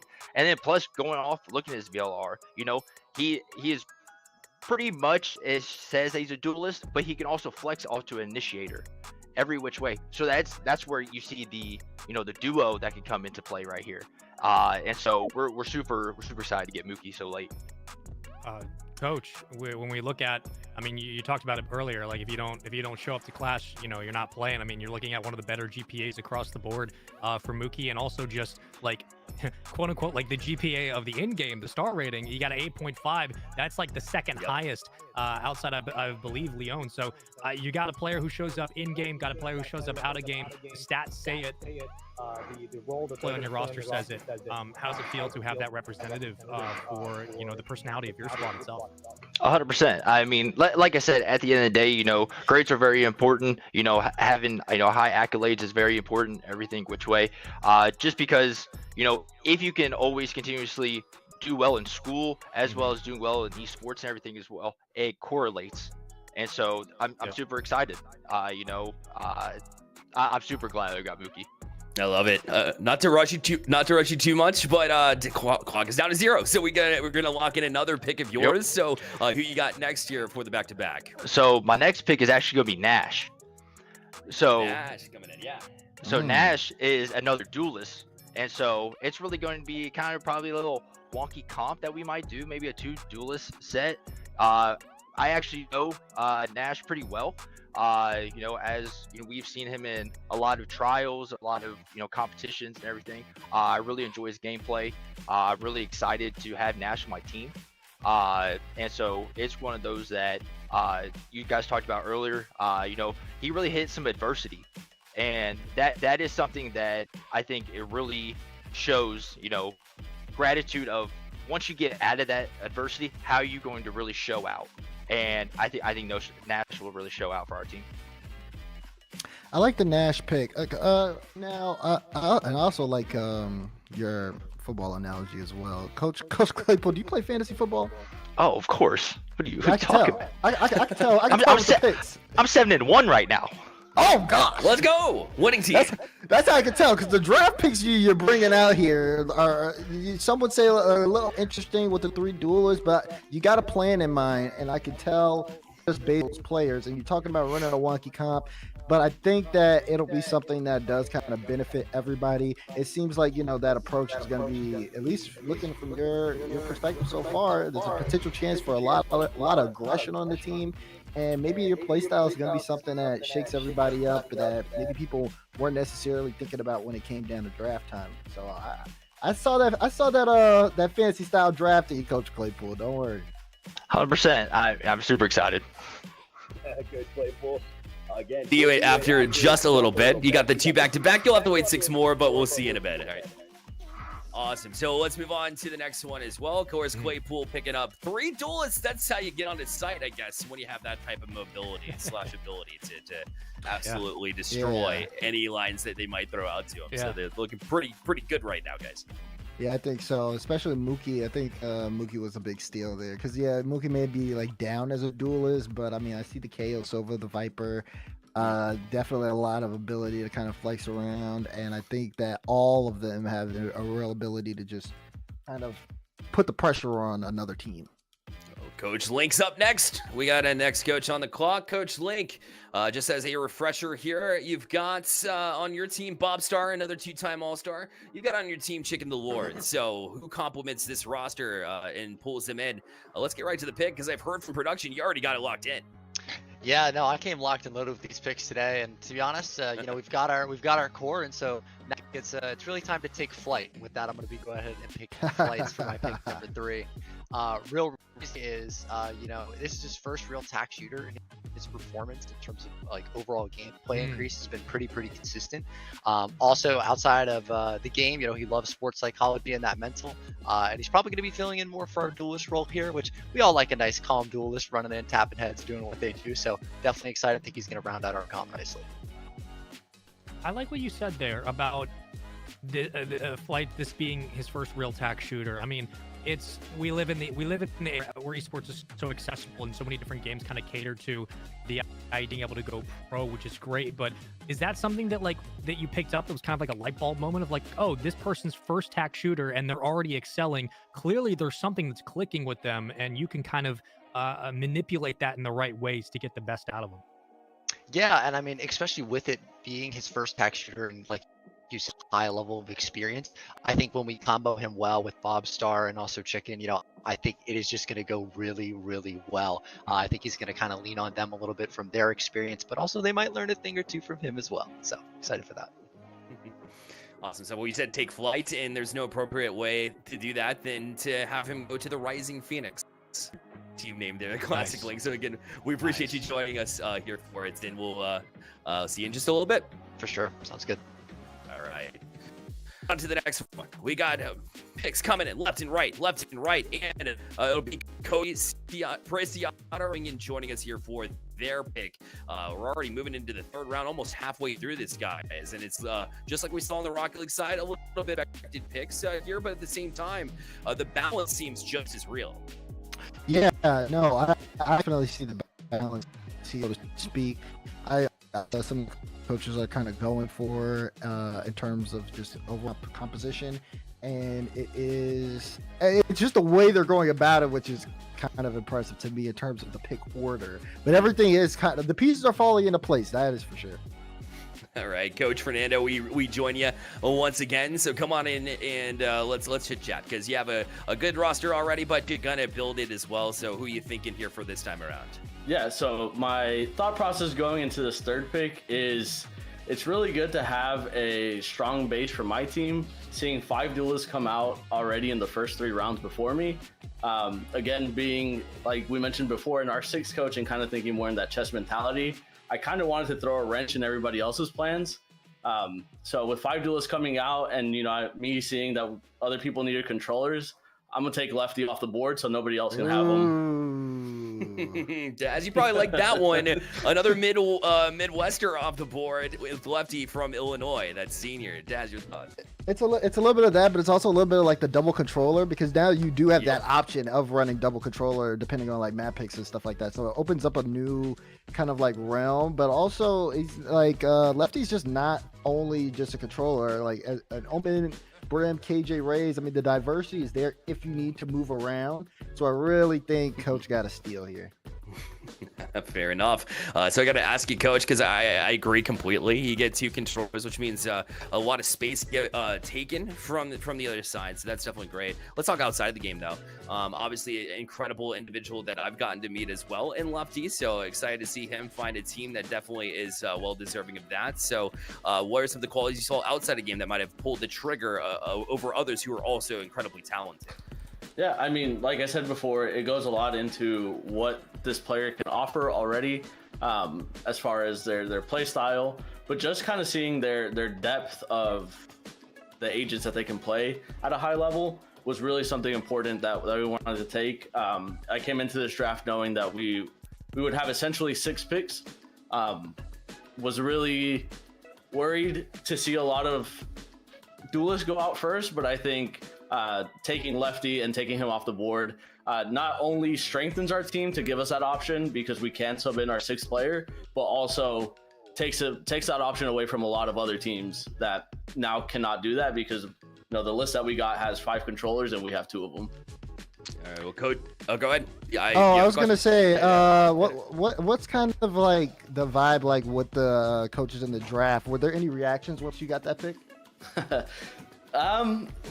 It was pretty quiet. I think a lot of people started realizing a little bit too late, kind of where my draft direction was going, and it got a little silent. It might have been people looking at the draft listing, who's left, trying to scramble for good defensive players, but I guess we'll have to ask them later on. But I'm happy with this pick. As it should be. It's a great pick for sure, and we'll see you for the next one for sure. See if you can keep that momentum going, if you will. Thanks again. Awesome. So we talked about how, there's scarcity in some of these roles, right? And Duelist was one of them. So we see runs on these roles sometimes. There's a lot of flex players here as well. So when you have talent in diving into an agent pool and having that diversity, guys, that's one thing that we've seen from a lot of these players and these coaches as well in the picks that they've made. Here's the thing, man. At some point, coaches in this draft, if he's just going to be taking controllers off the board, do you start changing what's going on, realizing that you're probably going to run out of controllers at some point? Like, do you start trying to just like your picks forward because you're like, we're going to start losing the mid game here? Like, he could just exploit that all day. I don't know. It's just funny now to me that he's just taking every controller off the board, and they're going to have to do something about it. You should have been there for the mock draft where Orbital took all controllers throughout the rest of the first 4 picks. But that's right. I mean, that's scarcity. It's a bit dangerous game there, Daz. Sure. Yeah, it is a little bit. I mean, of course, you talk about like just being able to smoke off sites or maybe even most of the map, depending on how many you're. But also the ability to pay attention to the map. Being a good communicator, those are definitely big things when you are looking for controller players. And I think now too, when you see less of them in the draft, it does start to, you do start to think more about, okay, how many picks do I have left? Where am I? And then what should I prioritize at this point? So this is where things get interesting. Coach Hayworth, you're joining us again, so we appreciate you coming through. We talked about what you maybe be scared of, but I don't see you as a person who gets scared of these situations. What are you thinking? I don't know, you can be scared. I got the GOAT controller on my team already. Like, don't even worry about it. He's just gonna 1v9 everyone anyways. So there you go, 100%. Cool. So hit us with it. We know that you've got back-to-back picks. We'll hear the first one right now because I know you got it locked in. I picked my dog. He's pretty good at the game. He's pretty good. Nah, I already know. Back to back. No stalling, no hesitation. I'm going to take Schweppes, and I'm also going to take Blake. Let's just lock it in. We're good. Give me return. And then I'm basically almost done. What did I tell you? I already got all the best players. So. What did I tell you guys about Hayworth? Promotion, never staying stagnant, getting 2 picks back to back. You'll love to see it, and that's something that you'll love to see for sure. Those picks are absolutely goated as well, by the way. Amen. I know. I picked them. So back-to-back I flex. love the confidence. Okay, so back-to-back flex. I'm assuming that was the plan going in for whether it was this specific draft or whatever the board state was. The 2 roles that really matter the most, I'm going to pick up group that not many of these players have a lot of experience together, and we don't have a lot of time to like sit down and build chemistry and go through team bonding and to like get to know how each other's mental states work and all that kind of stuff that really goes into running like a varsity team, which is what I'm used to. The 2 roles that really matter the most are controller and duelist, which is why I picked them first. I'm honestly pretty blessed to be in the spot that I'm at. Getting to do back-to-back picks round 1 is super crucial for a game like Valorant here, where everything's role-based. A lot of players are really like niche and experienced within their kind of like their roles. So I'm blessed to be able to do that, and also getting a back-to-back here. I already am super confident on our roster. I know that we're going to perform really high and really well. Ceilings for us, man. Love it. We've seen you be promoted in your job titles as well. We talked about that whenever we introed you in the first place. So what's your secret? How do you find a player that loves to motivate themselves just like you have been able to do on the NECC side of things, on the other job opportunities that you've had where you've promoted yourself? What's the secret? What do you look for in a person that makes that happen? There's not one correct answer. When I'm approaching my own job and my own life, I approach it from a 110% mindset. I have to give it my all. I sit down and I've worked and I built this program from the ground up here at OC for almost 5 years now, and I've sunk about average of 60 to 80 hours a week my first couple of years, kind of building everything out. I've grown my program from 3 Rocket League students to over 90 students on scholarship, supporting 14 different titles. Like, I've been able to scale it up. I have 8 national championship wins at the Division 1 level and all of like the major collegiate leagues basically at this point. I kind of know what it takes to build a program's culture and to build a win. And the culture by far is the most important aspect of building an esports program. But when it comes to building a pickup team like this, I can kind of approach it more of like tier 3 or tier 2 challengers type roster. I have a lot of experience coaching Valorant in the past. Got my Liquipedia. We won 2 national Valorant championship wins in NACE and ACC back in 23. So I kind of know what it takes. I'm excited to get to work with some really talented players, and I'm excited to round the draft out next time in my final 2 picks. Fantastic work. I love it already. Banger. Coach Hayworth, again, great stuff, and we'll see you in just a second. I say just a second, but we got a couple picks in between. But I mean, that just it's just the epitome of confidence, Daz. I know confidence sees confidence, right? Oh yeah, for sure. I mean, I think that level of confidence is going to be big, especially when you are, when you're talking about the things he's talking about in terms of like a pickup team, just seeing like, okay, you don't have a lot of time here, and for these players, they're going to be walking into a situation where it's very rare that they do know someone else, or at least even a majority of their team, let alone their coach. So having one that is going to be able to kind of, hey, from the ground up, this is it, this is what we're doing, this works, and can just lay it out for you. I mean, that's very impactful. So I'm paying attention to Coach Hayworth. I see it. See the vision. All right. Well, we got the next on the clock, which will be Coach Fernando. We welcome back again, Coach Fernando. Just to kind of recap here, that was Schwips and Blake Flow off the board before you're able to get this next pick in. But you said you love this spot at number 3 originally when we go back and forth on the snake draft. So again, it puts you in a prime spot for some pretty good picks. What's your thought process here? Yeah, I mean, like I said before, round 3 pick was kind of taking people off the board, kind of that more chess mentality of taking options away from other people. I think now it's time to pick a duelist. I think we need somebody who can shoot. We need somebody who can come in. We need somebody who can pick up those eliminations and get us into sides, out of sides, get us out of whatever situation we're in. With that in mind, I'm taking Cavalry. Ooh, I like Cavalry. Especially like Cavalry because of the ages they put down. Jet, Rays. Like, you know what you are getting with Cavalry. And I think, you said it. It's time to pick a shooter, and one that is very fit in their agent pool and their role, I think, will do you good. Yeah, I think looking through the tracker as well, just seeing the amount of gameplay on that one agent, and to have Jet relevant for as long as Jet has been relevant in Valorant, it's a good agent to pick as your main and lead. Just so much mobility, just so much ability to handle an operator, if you will. And I've seen Cavalry do that firsthand, so you're going to have locked down on the defensive side. So that's obviously a huge part of it. So you lock in a duelist here. You've got some pretty good variety coming in as well. So now that you've gotten this list, are you feeling confident with where you are right now, Coach Fernando? Yeah. I mean, I think I'm happy where we're at right now. Seeing that Jet pick for the agent select, just lets me see that this is a player who's comfortable in fast-paced situations, knows how to get in, knows how to get out, can play their life.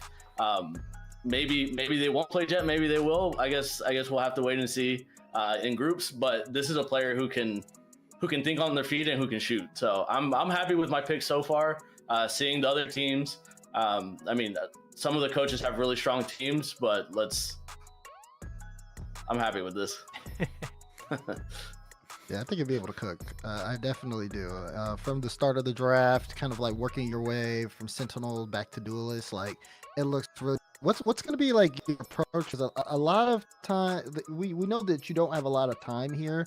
Once you get the roster all well-rounded together, but in terms of like just jumping in there, I mean, what is kind of your I guess like overall like game plan with this, without saying too much, of course? Yeah, Yeah, so I saw with the amount of time that we actually have to prep these teams to play together, I don't know how much each of these players have actually played on the same teams and interacted.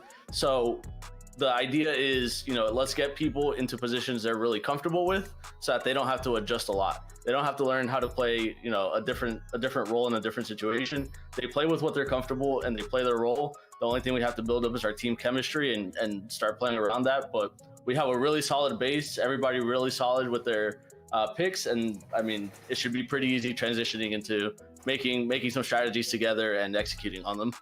Coach Fernando, 4 out of 6 complete. You're almost there, and feeling good in the process. Thanks again for joining us. We'll see you in a bit. Thank you.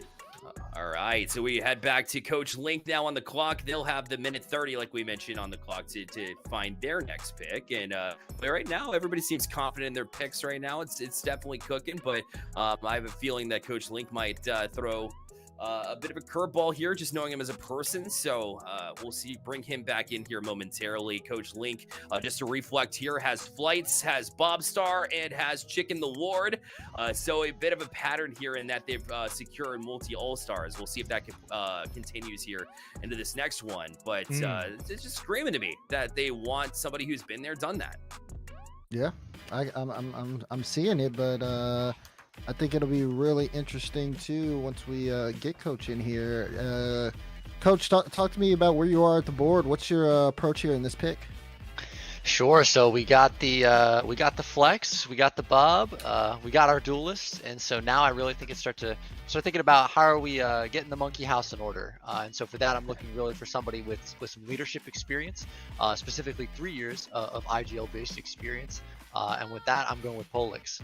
Polix has great adaptability, which directly translates to the game, and also a little bit on a personal side note, has some aspirations to be a pilot. And at the end of the day, collegiate esports all fun and games, but I actually have a friend that is one. I would love to kind of make that connection for him as well. All right, hold up. I'm seeing a trend here. Okay, Mark Link picking Rising Phoenix, and then on the last pick goes with Flights, and now you're telling me you got a pilot. There's something to that. Tell me there is. Tell me I'm wrong. No. Not honestly. It must be a coincidence. Some might say fate. I mean, so it is. Coach, I think this speaks to something larger about, again, like it exists both because of esports and in the next stages of life, whether or not players go professional and spend 10, 15 years doing this and jump into something else. But you're giving potentially, a young rising star an opportunity to connect in different avenues of life and maybe even pursue a aviation degree or something like that, or something to that extent, a license regardless. Like, do you look for those kinds of traits, those kinds of aspirations from players, and find ways to connect with them in the real world so they can also feel that acceptance that then translates to their in-game performance? Is there that crossover? Absolutely. I would personally say that there probably isn't a pick today that I don't feel like at some level I can relate to. And the reason why I think that is both important is, from a trust standpoint, right? Building trust, especially over the course of 1 week from a coaching standpoint. But also, like you said, while fun and games at the end of the day, it's really about what's next for these, young individuals and kind of bringing that opportunity to them. Coach Link, thinking we head to the tail end here of this round number 4, where of course we see their Pollux off the board too. That's such an interesting sentiment, though, as far as being a pilot and how it goes hand in hand in the esports worlds. And so I wanted to bring to your attention with State, but then we've seen a lot of pilots also drone operators. I don't know if you know this, but to operate the drone, you get yourself a controller, just like you would in esports. It's like if you're cranking up a Rocket League, right? So sometimes those two go hand in hand. So I kind of bring that up in that. So again, Coach Link, thank you again, and we'll move on to the next one, which will be Coach Claypool here in just a second. They'll be on the clock for about a minute 30. But you guys, pilots, there's so many job opportunities in esports that maybe you didn't think of in the first place, like I mentioned with the drone operator. Yeah. Yeah. Go ahead. I mean, I'm probably going to say the same thing here again.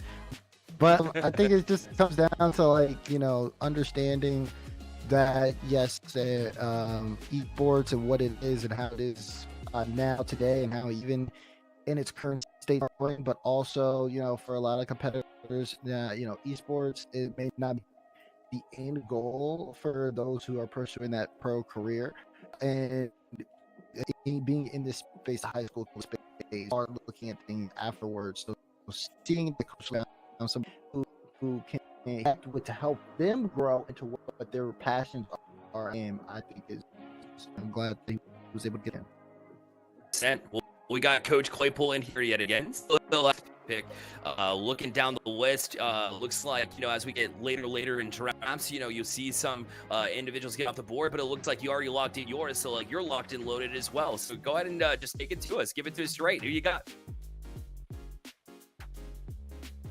Coach Claypool, are you here with us? Hello. There he is. All right. So I already got my next two pick. Make it easier for all you guys. So I got Preacher and Scarecrow. Preacher and Scarecrow, that combination. Okay, I saw Scarecrow in the chat. He was nervous. He was getting too irrelevant. He called it in chat himself.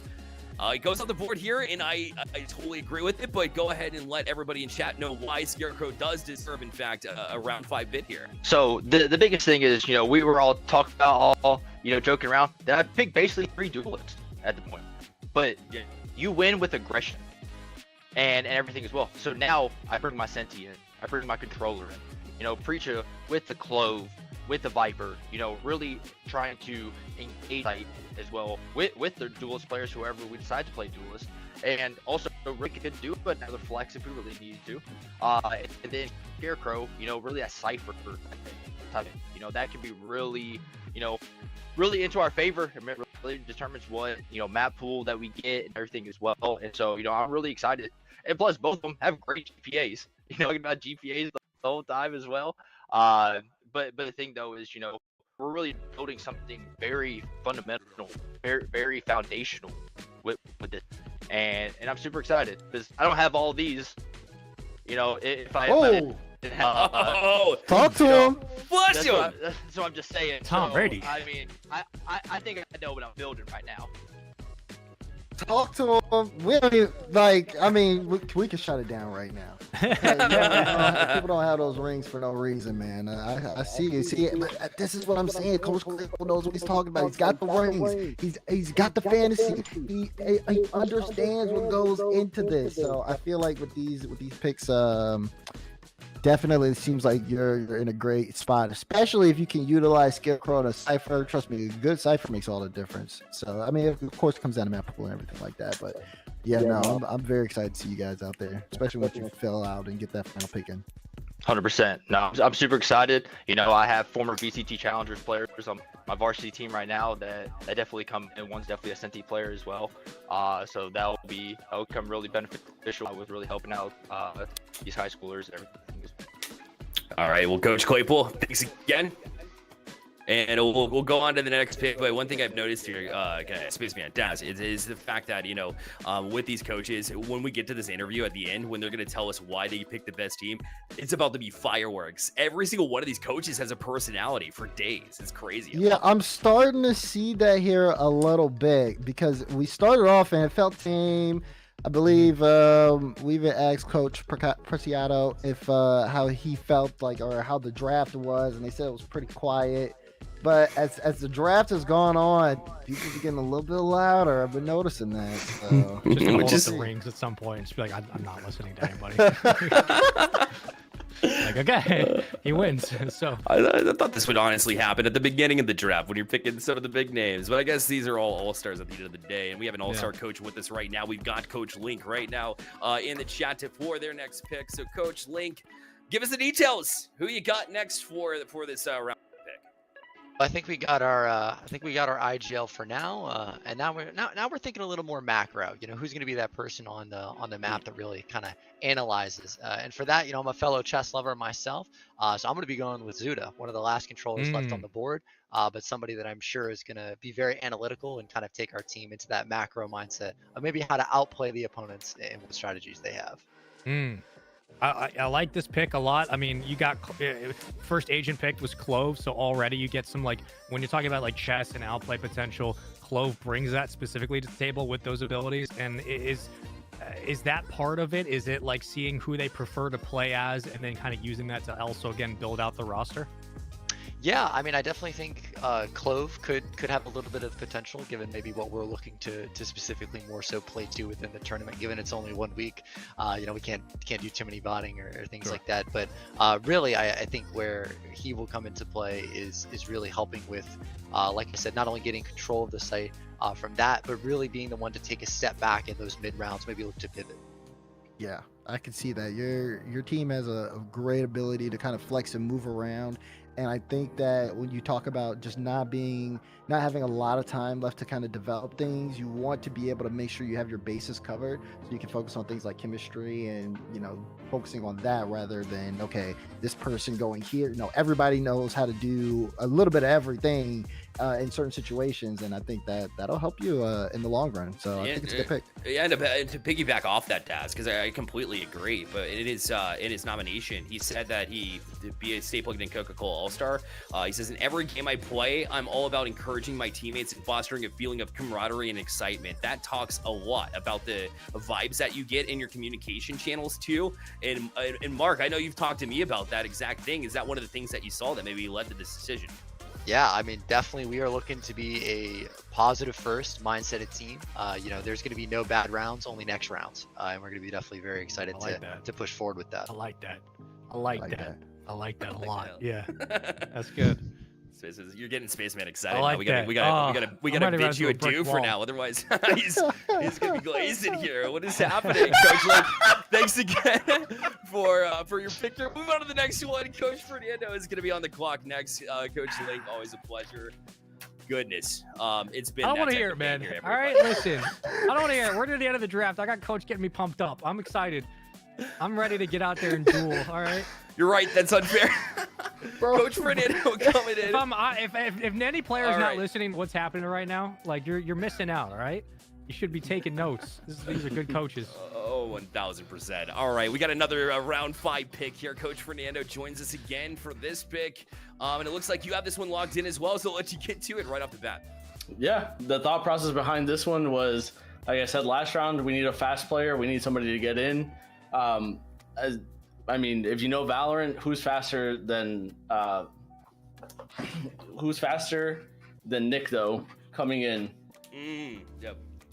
Nikto it's honestly a solid pick because Nikto, in situations with they plugged in some of those recruiting platforms, we've seen great support there. But also, when we talk about in the chat, had some fans in here, even on the Rocket League side of things, so supporting the Rocket League side, now in the Valorant side too. So you have that support. Definitely a quick player and Nikto fan favorite.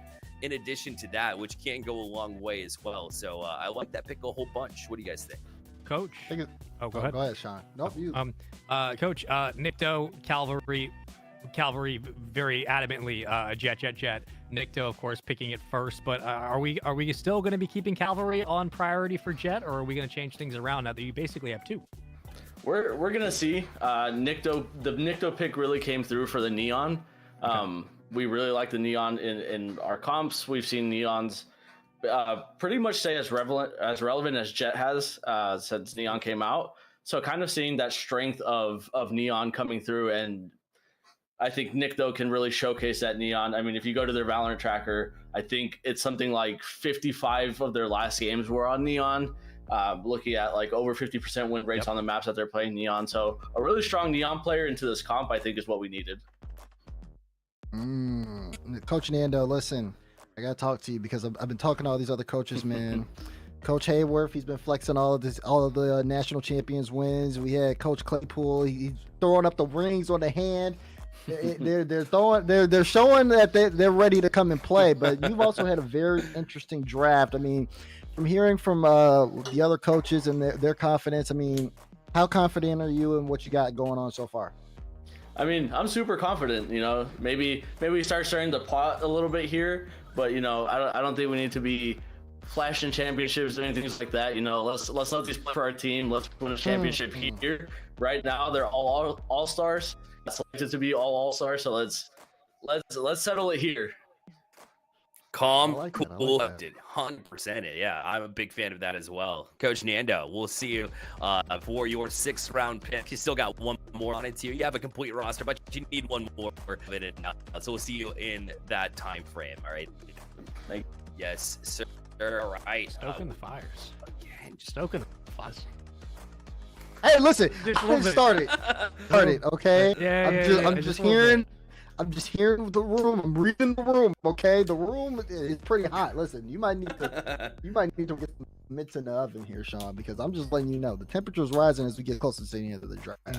We didn't start the fire, but it seems like Coach, to some degree, likes to show himself and see exactly confidence from me. I welcome it back in for the 5th and respectively the first one, by the way. So, Coach Hayward, What up? welcome back, and let us know. You can do it just like you did before. Just a couple of picks back to back. Who you got at this turn? I've got my assistant director. He's helped me out. Final 2 picks. I'm going to say towards the end of the draft here, it has really been a bit of a struggle. There have been a couple of players who just don't have all their information. I don't really trackers. They don't have like an RB or BL.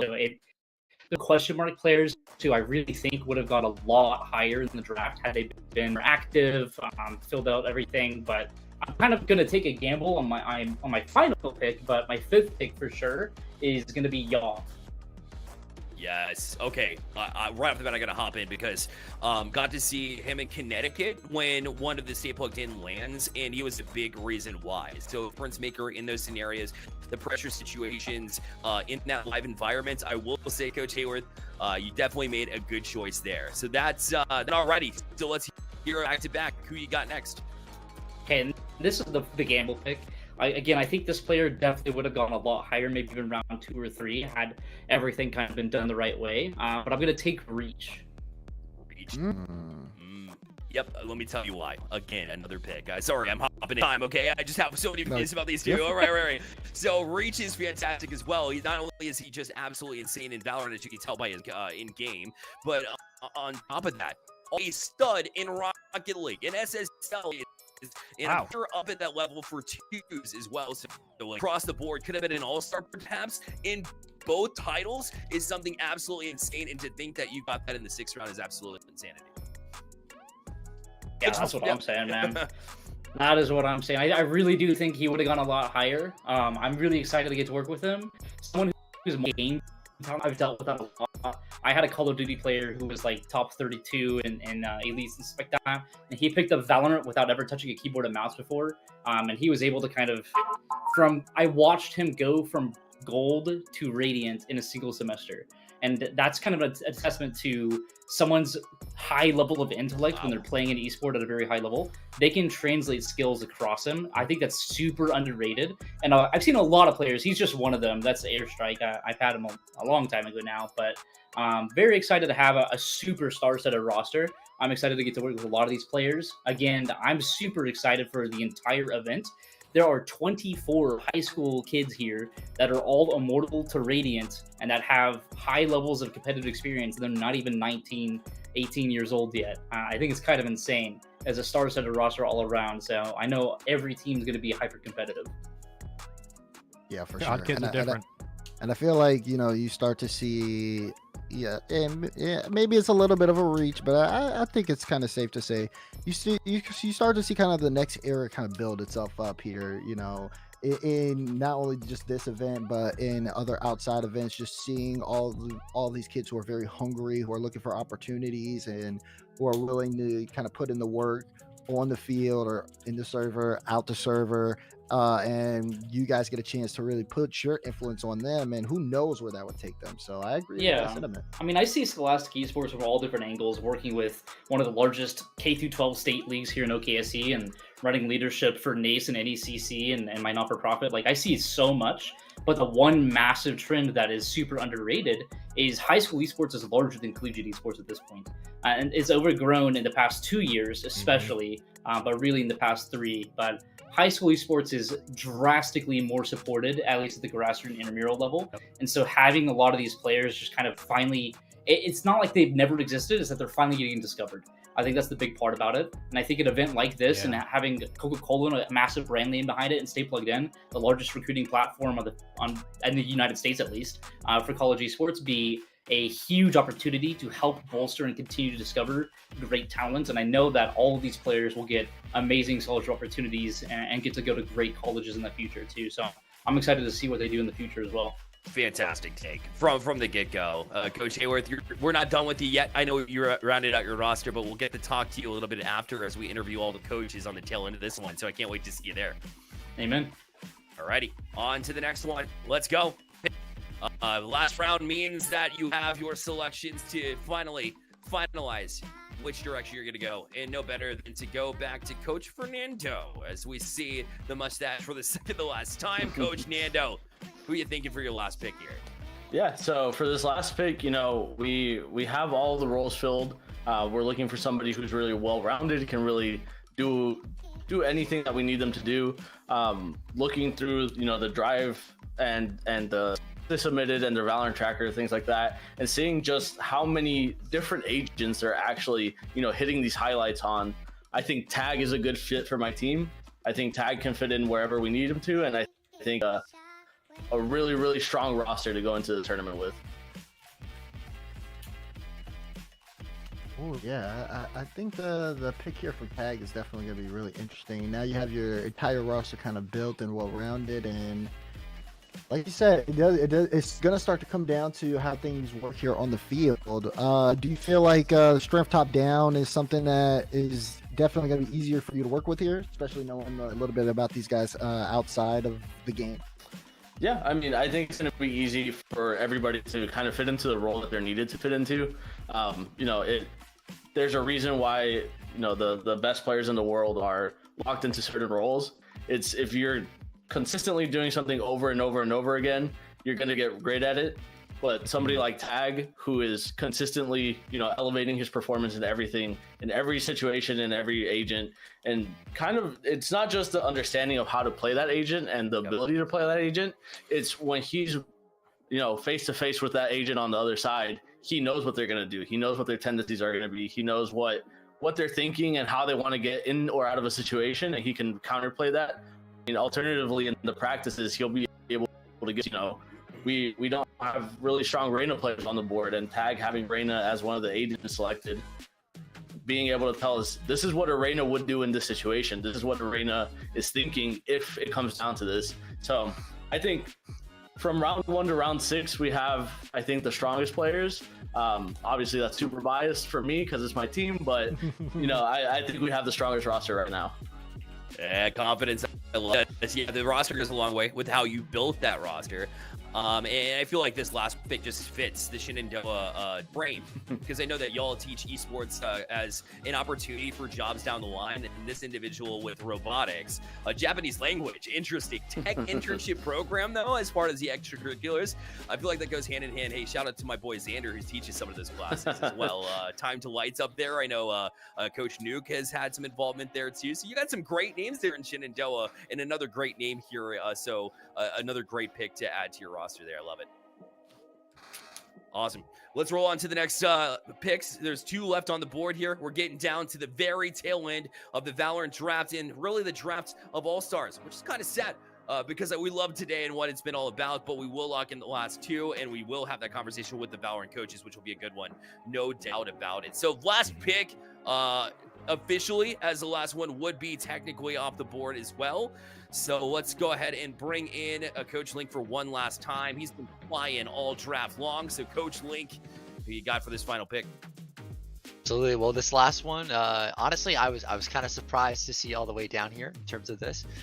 Realistically, for me, I would have thought they would have been picked up round 3 or 4, but I'm going to be going with Yuno. Yuno is, for all intents and purposes, a very motivated, very determined player, and I definitely am excited for them to bring the hunger and bring the drive, and really round out the rest of kind of my senior roster. So. All right, so go ahead, Dazzler. I know you got some thoughts there. Oh no, I was just gonna say, yeah, like, you know, being just like the extracurriculars as well with the creative writing and just being sure he stays active, going to the gym. Definitely going to be something that, you know, you have those extracurriculars. You know that, you know, in the server, out of the server, is putting forth a lot of effort in, and now you have something that I do feel like is very well-rounded top down. You've already got your IGL, and then, you know, the rest of the team is going to be hard workers on top of that. So I think he's a great pick. Yeah, no, I'm definitely very happy with how kind of the role key went throughout the thing, and I think I've got the pretty much the best of everything. So pretty excited for that. I love it. We'll hear it in just a second. That locks in Martian Walk with Spencer Claypool. So Spencer Claypool finishes with Psych, Mooki, Nash, Preacha, Scarecrow, and Martian Walk on their side. To recap here, Mark Link with Chicken the Lord, Bob Star, Flights, Pollux, Zuda, and Meanwhile, Coach Fernando with Blocks, Chonky, Lefty, Calvary, Nikto, and Tag. And then on the far side, last but not least, Lucas with Leone, Comey, Schweeps, Return, Yav, and Reach. I mean, these are some great rosters. Well, let's hear from the coaches themselves. We have all 4 of them. We said this might be fireworks, and it might be. But I'll start with Coach Claypool. What do you think your team is going to win at Coca-Cola All-Stars when it comes to All-Star Weekend? No, I definitely think that I have a really stacked team at the end. All the talent, like Lucas really touched on, there's a lot in all of these players at the end of the day. Are at a great opportunity to earn a scholarship at any school in the country. And so, I think that my team is super stacked. I mean, like I said, I ain't got all these if I don't have, preparation at the end of the day. But I mean, we're already, straight now trying to figure out what's the next plan, what are we gonna do when it comes to map pool and comps and everything. And so I have a team that's really driven, and we're ready to win.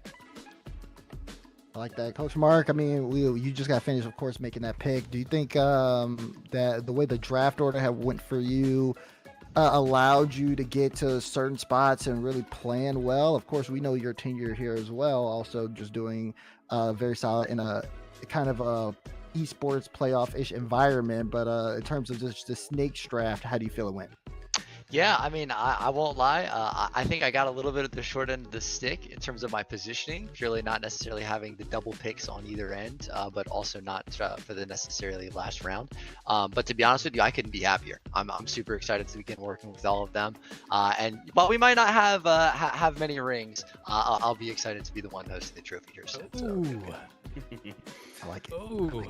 Oh, listen. I mean, you both make compelling arguments, but Shenandoah University is Shenandoah University for a reason. Coach Fernando, talk to me. I mean, you got rings, you got confidence, but what is Shenandoah bringing? How are we feeling?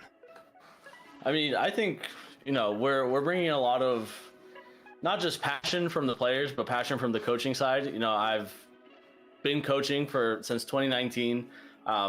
Like you guys mentioned earlier, coaching in multiple different titles. So kind of that knowledge of bringing in everybody together and how they work together. It's interesting seeing this board at the end of the day and seeing how many players are up here. But like I said earlier, I want this tournament to speak for itself. This is going to be an accolade not just for us but for the players. And I'm excited to go head to head. I've seen these other 3 coaches compete. I've competed against them, and I've seen them in the space forever. So I'm happy to be in the same spot as them and happy to kind of continue this competition. Love to hear it. And then, of course, the most vocal, in my opinion at least, as we've gone through this, has been Coach Hayworth, because you've got yourself quite an insane roster too. But I want to hear it from yourself, why you think you're going to I know. I'm a yapper, I know. I get it. No, I'm excited. I think these guys have pretty good just character and synergy. I think they're going to be great together.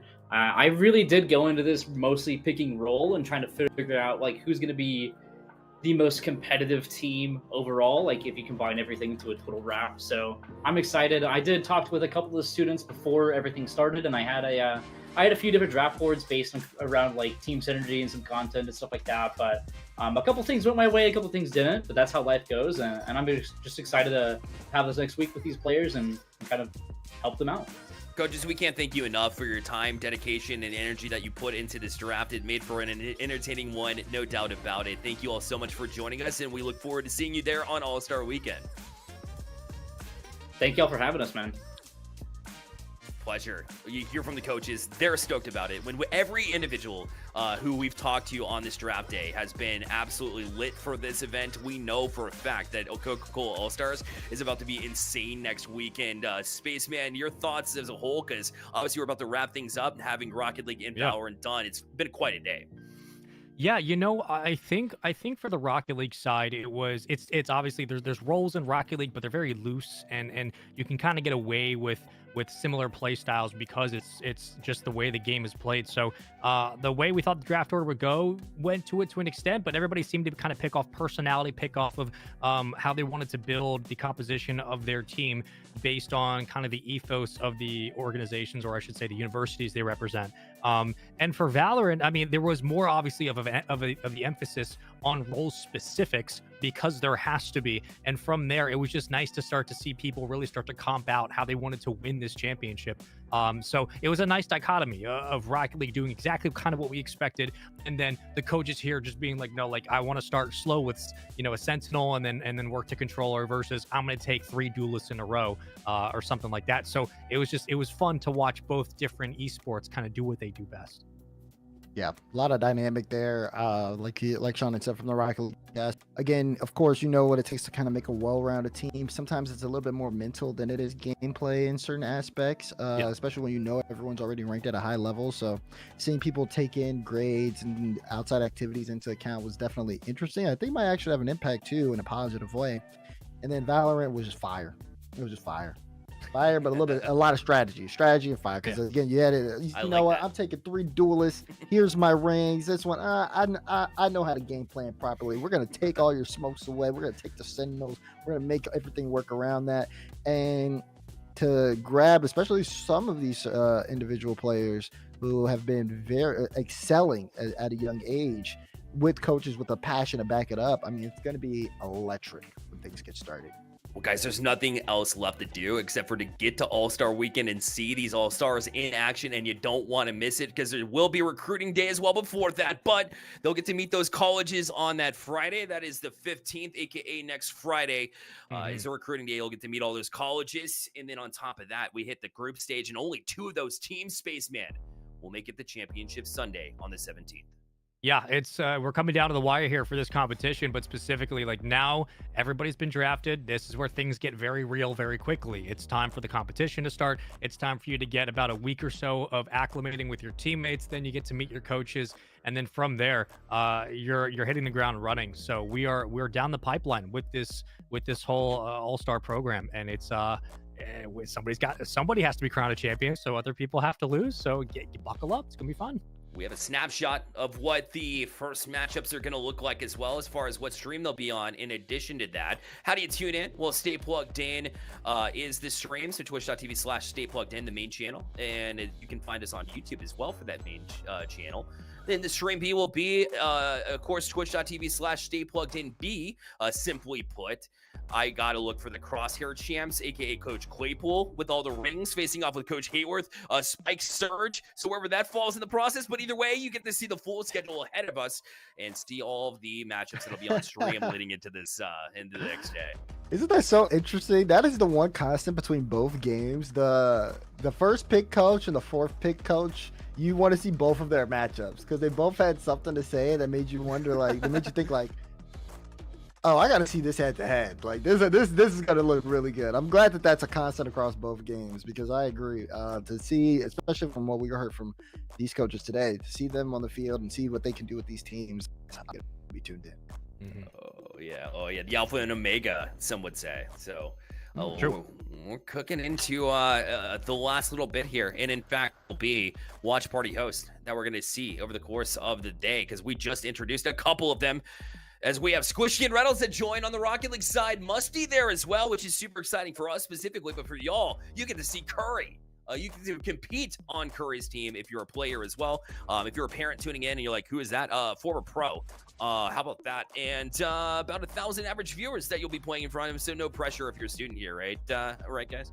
Yeah, exactly. I mean, definitely interesting because you have Curry's mock draft. So when Curry gets live, he'll probably talk about the people that who landed where, and then players to watch as things develop. Because like I said, these are all young. This is very young talent here that'll be playing, and an endorsement for Curry could definitely go a long way. So you're gonna want to tune into that too.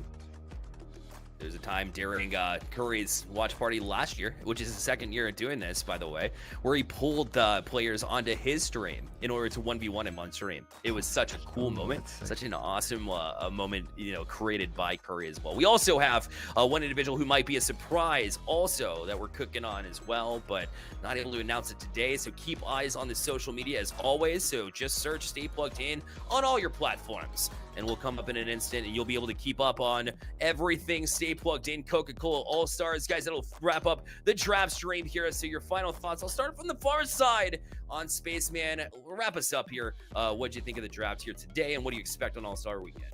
I mean, a really good draft. I mean, drafts can be a bit chaotic at times, and you're not quite sure, whether the picks are going to actually work out for the coaches, or just, maybe the nerves that kick in, because everybody's a little nervous here. The All-Stars program is a big deal, but I think between Rocket League and Valorant, not only was just a smooth draft, once more, shout out to production for getting everything moving today, but we're seeing a lot of the next generation of esports. And one of the things that actually one of the coaches was talking about prior was, the width and breadth of competition that exists in high school esports far surpasses college. And it's really because the competition's always been there. The competitors in high school esports have always been there. It's just been up for the collegiate programs to be built and then catch up to everybody, to catch up to the competition. Like esports started grassroots, it started off passion alone, started off everybody as a teenager wanting to play and compete. So when colleges build more programs and start catching up to the rest of us, which is the good thing, you're going to have all these different opportunities to pick up all these players. So I'm happy that we're seeing,